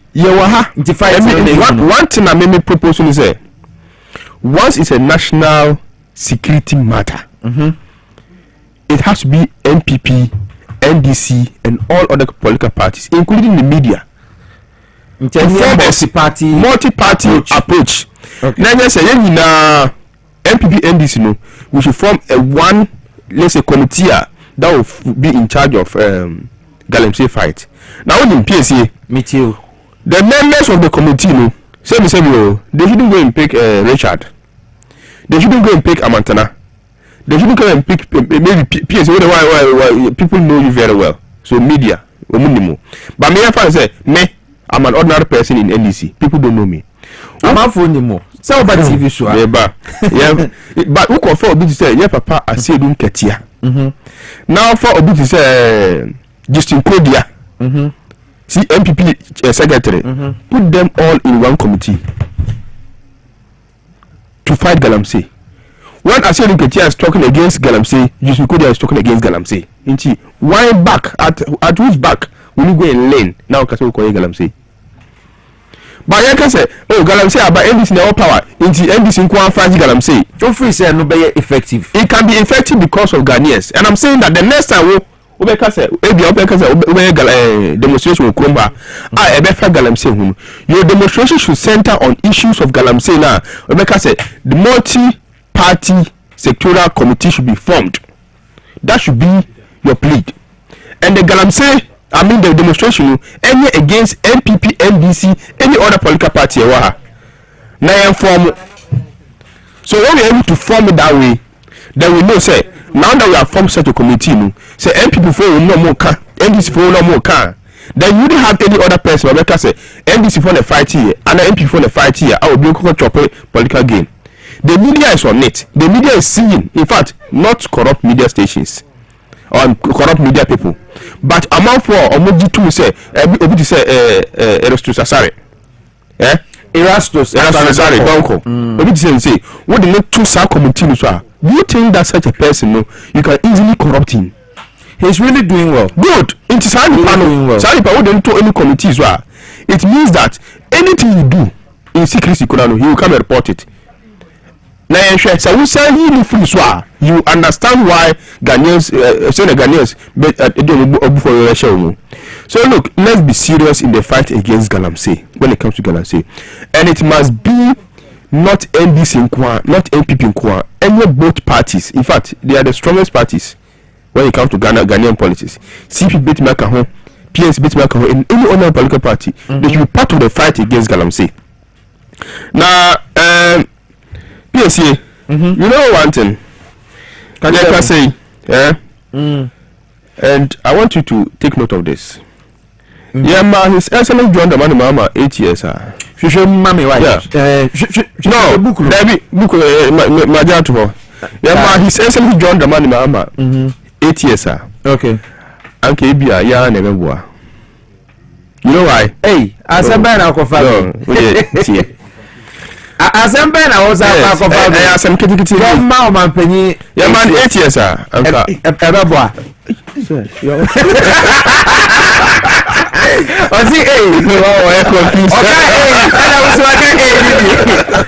Honorable Safuseni. Yes. Okay. Private legal practice. Yeah. Why by the mention no say kakra. Former Lands and Natural Resources Minister. So I think this conversation is very important. Honorable Akwaba. Nyame adom me pacho be mic mame we dey na yenim se oba oh me baba here because your political show be on Monday. Okay. 9 to 10. Oh, okay. But me 9 to 10 and I do remember. Okay. To your baba pre-record. Okay. I met him now 7 a.m. the pa, so I said let me come and give him thumbs up. Okay, that's nice. It's been a long time. Yes. Na ye ka galam say ho asem no o chi mu senka ye nya no multi-party approach be na to say we are obi anim we as former member of parliament for Tamale Central. Na we are former minister na o subi nanka Abuja po e o subi e no sa no mu nyina sa mo fight etia I think say amount for into minko. I don't know how feasible that will be. Oh, that's perfectly feasible because Nana Akufo-Addo buy or yes stakeholders conference B with National Theatre after the first attempt second attempt or invitee and I chaired the first session. Okay. And the ideas are brought up I mean Ojitum, but the implementation was a problem. Okay, and so definitely Abuja Paul as lands and natural resources minister, 1 year experience bebre, and in his view, he appreciates what probably we should do to fight this canker. And say, well, yes, stakeholder, and it should be part of what I call stakeholder engagement. Okay, I am for. Should be part of the stakeholder engagement. Okay. Fringe communities baby are mining they should be part of the stakeholder engagement. The district assembly I engage the district assemblies. Okay, all the DCs came together and I engaged them because mining emptying Koso in the district with that some knowledge of the district chief executive. Anything I may say, I told John Dramani Muhammad in the first time or announcing here Takwa. Okay. That district chief executives have one KPI and that is stopping illegal mining in their districts. I also urge on Nana Akufo-Addo say Oma district chief executives on the KPI. But one year. They only did lip service because almost a party here. Okay, so you have occupied that office before. Yeah. At that time, now any gidi to say because I've lived in mining communities before. Not the devastation in near high to say wait. Every day, Otaka now our plans you deported amount for Aisha Hwine who sends them. O plan no na blueprint ni edin ene sa blueprint no ebetumi aboa aban we. Amana to Galamsey Ase anase or the abafom. So that time no, yeah, develop blueprint no, a giant blueprint no, in the ministry. Okay. Free ministry no, July 2014. July 2014. Echo lands, roads and highways. Yeah. But there was a blueprint. Now were four key areas. First, primary responsibility using law and order enforcement. Because the president swore on the Bible, say, Oba enforcing the laws of the country. So the first major responsibility of any public officer is to give vent to the law, to enforce the law. Okay. Said there will be kankaye. Say, would you license and poor? No one follow you the terms and conditions of the license. But the second thing. Okay. The second thing was all the chiefs, the stakeholder engagement, all the stakeholders, because many want to go onto any land to engage in Galamsey without the tacit approval of the landowners. Yes, because they are the chiefs. Because there's no land in Ghana that has no owner. Yeah, there's no land. So can you tell me, say, Ahimfo, in those communities don't know that Galamsey is taking place? They know. They know. They know. Yeah. And he threatened to sack or destroy the chief who gave approval. But they know. You must engage. But still, a caution to say, engage them. Airways. Airways, because those who are supposed to stop the Galamsey are those who are doing the Galamsey. Those who are stopping. I mean, so. So, what do you mean? I mean, the landowners, the chiefs, some of them are doing it. Some of them are doing it. The political leaders, some of them are doing it. We saw it under MPP. Some of them are doing it. So that's why enforcement, you come back to the first approach, enforcement. Enforcement of the laws. And the law is no respecter of persons. But this time no law no unimobi who be another buneni eguso law no who be now. That's why we should commend His Excellency the President for referring to senior executives of the party to Iyoko for investigations. We are not saying that they have committed any offense, but it sends a signal that you have no place to hide if you are engaged in Galamsey. Sends a very strong signal. Then 3, those who are you encourage the lawful, because said law no hold. The Miners and Minerals Act 708 as amended. So we know that 7% will mine license. So we have a duty to encourage and support those who have elected to follow the law and take the licenses. But this is why we must honor the memory of the 8 gallant men. Yeah. Because what they were going, they were environmental stewards. Yes. They were going to educate the people on how to mine responsibly and sustainably after receiving the community-based licenses. So even though you have a license, like he has said, you have a responsibility, a duty to mine responsibly. And so we must support them. So they were going to support those communities that have elected that they will mine on how to do it well. 4, we must find a financial regime. I did the Emma, I didn't call haywire. No, I say, or because Jibusi and say, or Yakalamsi, or probably were applying for a license. License, I check a month, but interest rate no air. Echo, yeah, so there's a push factor. Say my say I didn't, but my year I pay that year. Even if the license comes, I might not be able to pay. So it pushes them. So when I was there, working with the Minerals Commission, we said, look, let's find a funding regime. And I'm happy that Gold Board, we toyed with the idea of a Gold Board in the first John Mamman administration. Wow. But I even went to the Egypt. There's a souk market, the gold market. Yeah, in Egypt. I even went there. President sent me there to see how the concept, but we were unable to implement it. Yeah. But now we have.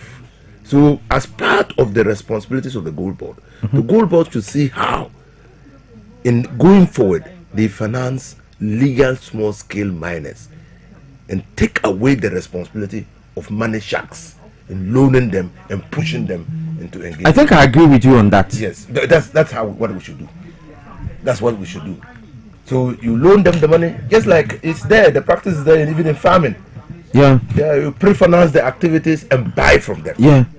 And so when you pre-finance, you are able to control how they mine the gold. And lastly, equipment.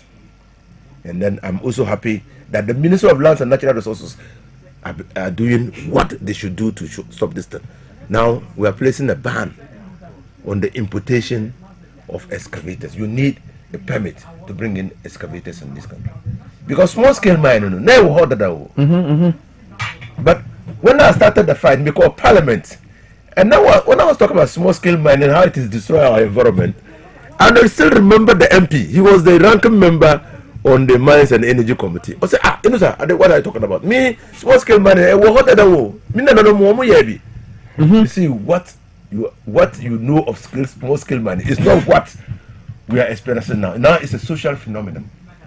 People are digging with excavators. Excavators, yeah. Shovel.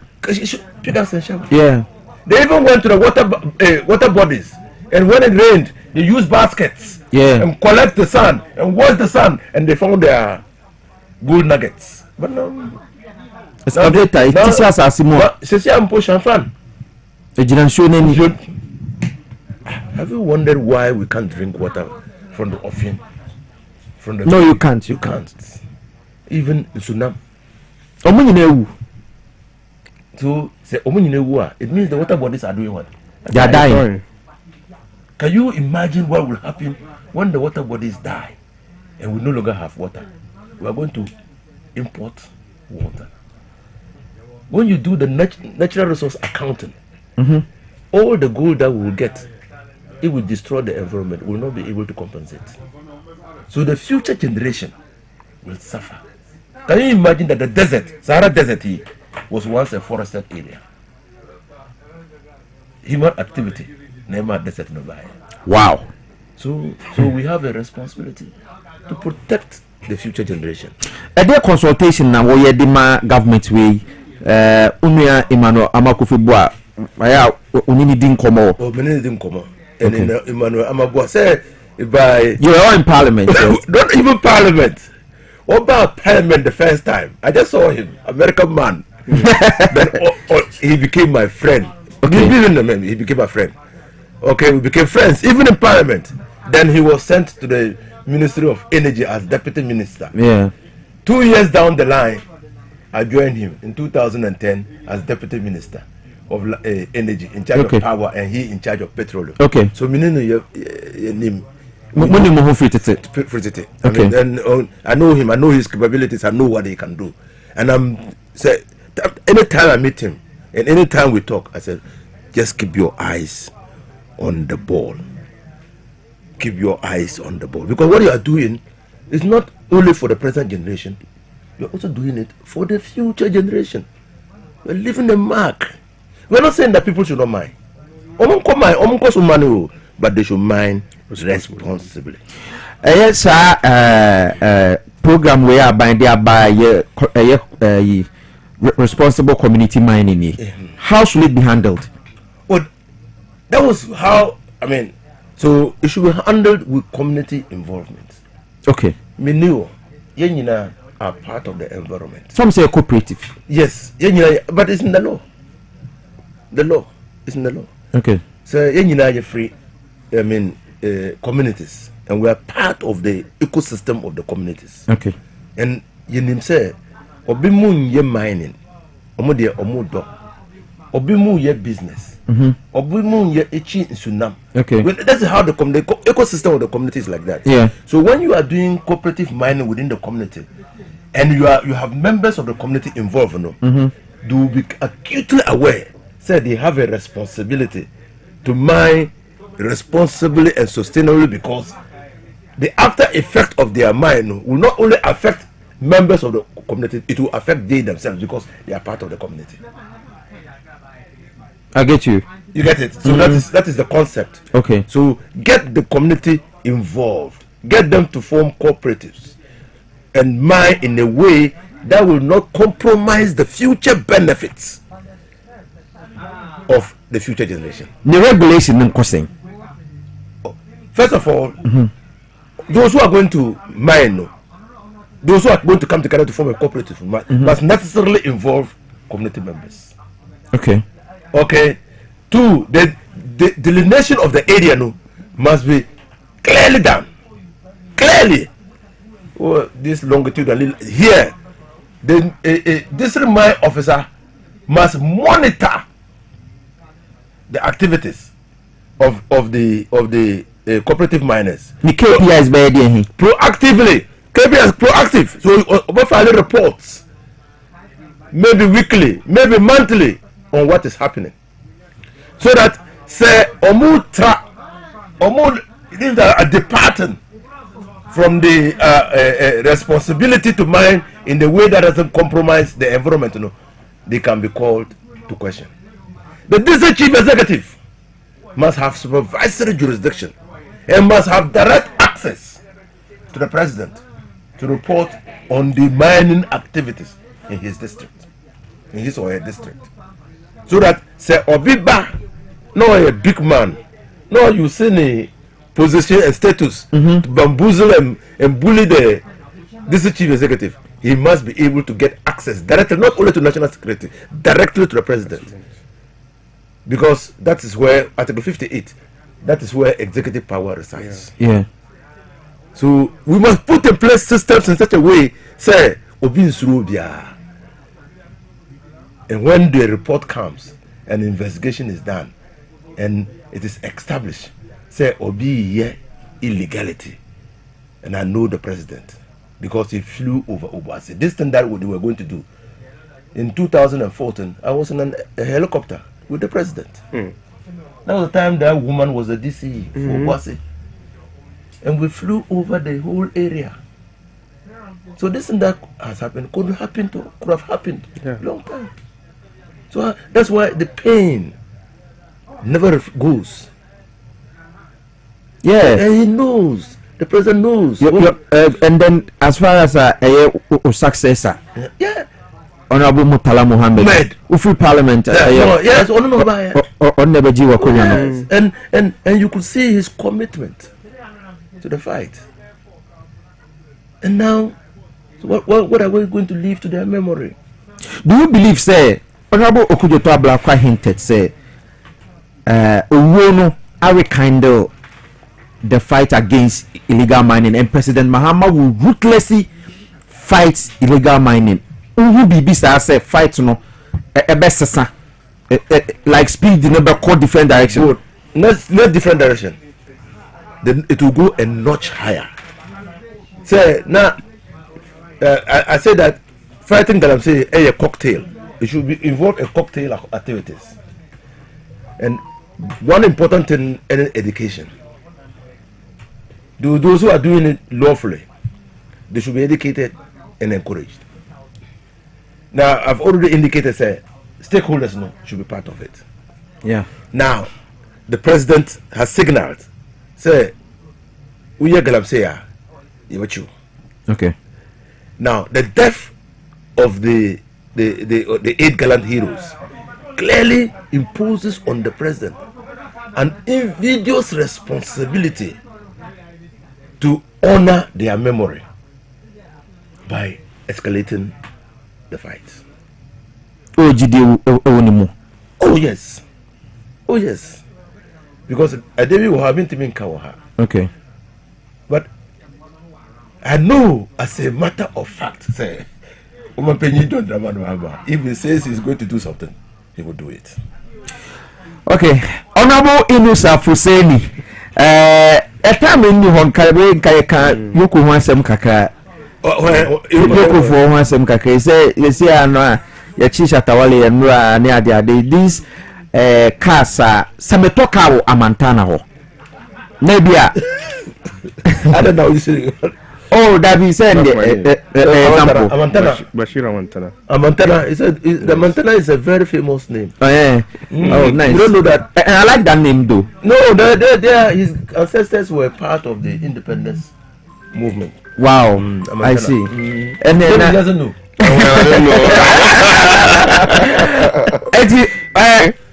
So here's a scenario where Shatawale is on the Tokano Ewu Street. Metu me share ubi. Ebi a ye did not ebi na for sale bon car no na me fe me respect na na okay na my church e kama no na makwa kwaje car so otene bi if it is established say car no e stolen property a na sa nipa na bi a me ne ntem kwan ate a e de number na betumi aye. First of all, it's an offense to buy stolen property. But I didn't know. So you must be an honest purchaser for value without notice.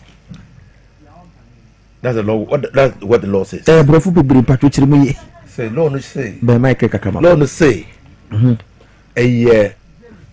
A crime to buy stolen property. Now, upa even in traditional society no one. Almost say the auto. I did the omuya uya. Ono no masa ade no ira. So, but obi wo ho onim say that property is stolen property. But yes, I work as a me on the street no. You must be a bona fide purchaser. Lawful purchaser. Yes, I will ye Canada bona fide purchaser for value. You must pay for it without notice. Say, wouldn't him say Sadiano? It has been tainted by crime. And so there are requirements. If you take it, bona fide purchaser for value without notice. So, who thought idea was straight so? The first responsibility you have is to do what? To ensure that the person who is selling that thing is the owner of the thing. Yes, sir. Because ultimately, it's scam. Bawden krata bawo kan yo ke yi da say no oton. So krata ne de be na eka.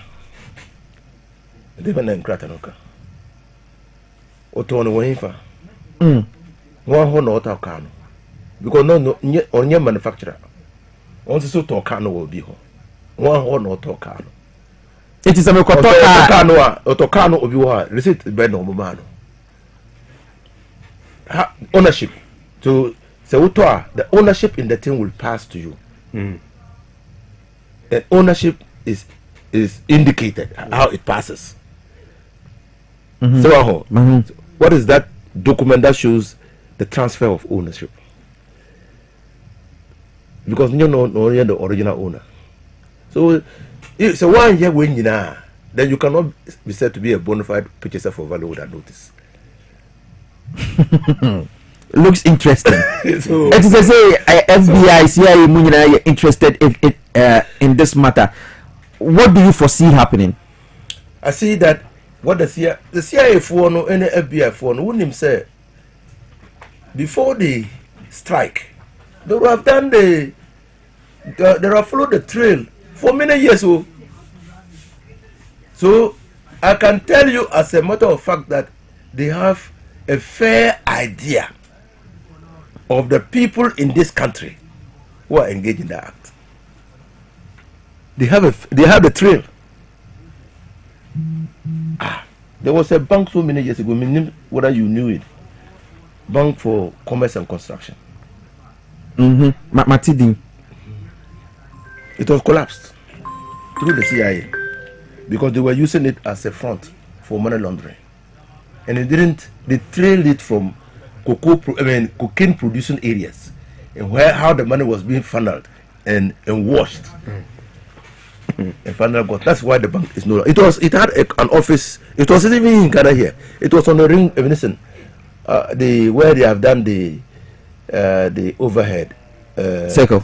Not circle. The other side, Abogulushi area. Okay. Connection there. No, connection coming to the Abogulushi area. Abosoka connection. Yeah, Abosoka. You know, it had an office there. Wow. So it collapsed. It is shut down. Oh, he needs to demonstrate, sir, when they notice. But and to say that Metono was straight, so it's not helpful. Well, let's see how it goes. I'm also a fan. Oh, I'm an SM fan. Wow. But he needs to demonstrate, say, not Otono without knowing that this thing. Because it could be that people know that Casino, or movie Casino, Wabuchi, Ediba. So, Obi to me book it. Say the next time we will car way for Brown Mentor. So, but as a responsible musician, as a responsible person, our responsibility to show, say, auto vehicle, no, without knowing that it was tainted with crime, because he's a global icon. Yeah, and so his brand should not be tainted. Okay, and that's why I think that he should cooperate with the police. Yeah. Okay. Yeah. Honorable Inusa Fuseni, former Minister for Lands and Natural Resources, former Roots Minister, former Member of Parliament for Tamale Central. Thank you so much for joining me. Welcome. Yes,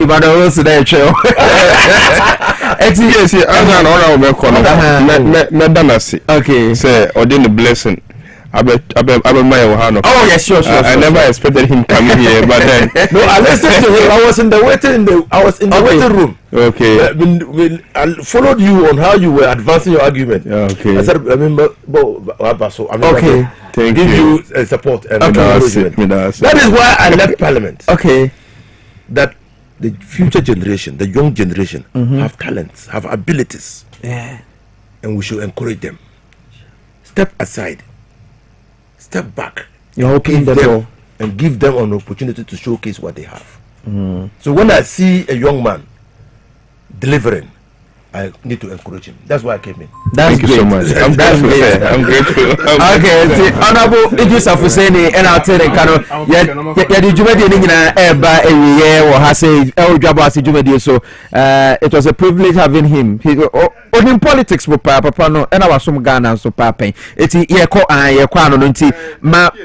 my entrance answer, my rich entrance, and I feel I'm in farm closing comments, fast.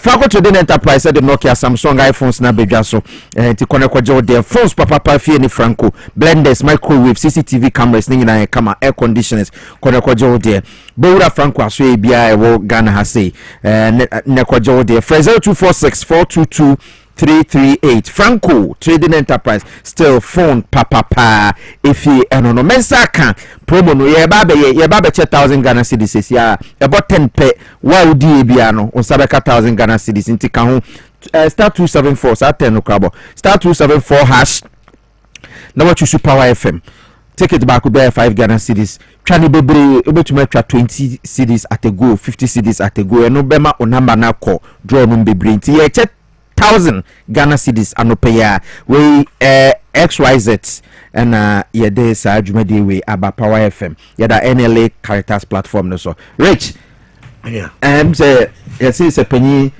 edware wi anam hwiasa honorable Inusa Hussein ne ya kan nyina wababa betim abe botufa enti last words the be kan say better na say naf mum Galamsey ne de me the mekan say if you want to fight it we can fight it unless we pretend and work like an ostrich. We can fight the Galamsey, so we should be serious about it. Secondly, the arrest that is going on in the system, we fought for this party to come to power. We worked so hard to convince and persuade Ghanaians to vote for the NDC government. So if we want to do any arrest, we should make sure that we have all our facts. We shouldn't just be inviting people to create tensions in the system. Now, at the end of the day, no, just uncle for no more. We want to ask Iyoko, what is the update of Chama Huntumi's case? National Health Insurance, National Service Authority. We are aware of some scammer, a course or no. Ghost name scandal. Ghost name scandals, people. In fact, there are a lot of them. We should spend time in dealing with the matter and get to the bottom of the matter.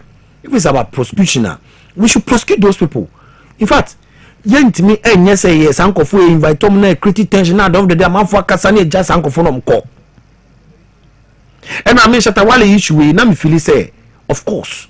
Me tell me muna a man for nyama Nemu see a chinkophobia in minsankophobia on moment is so injurious to this country.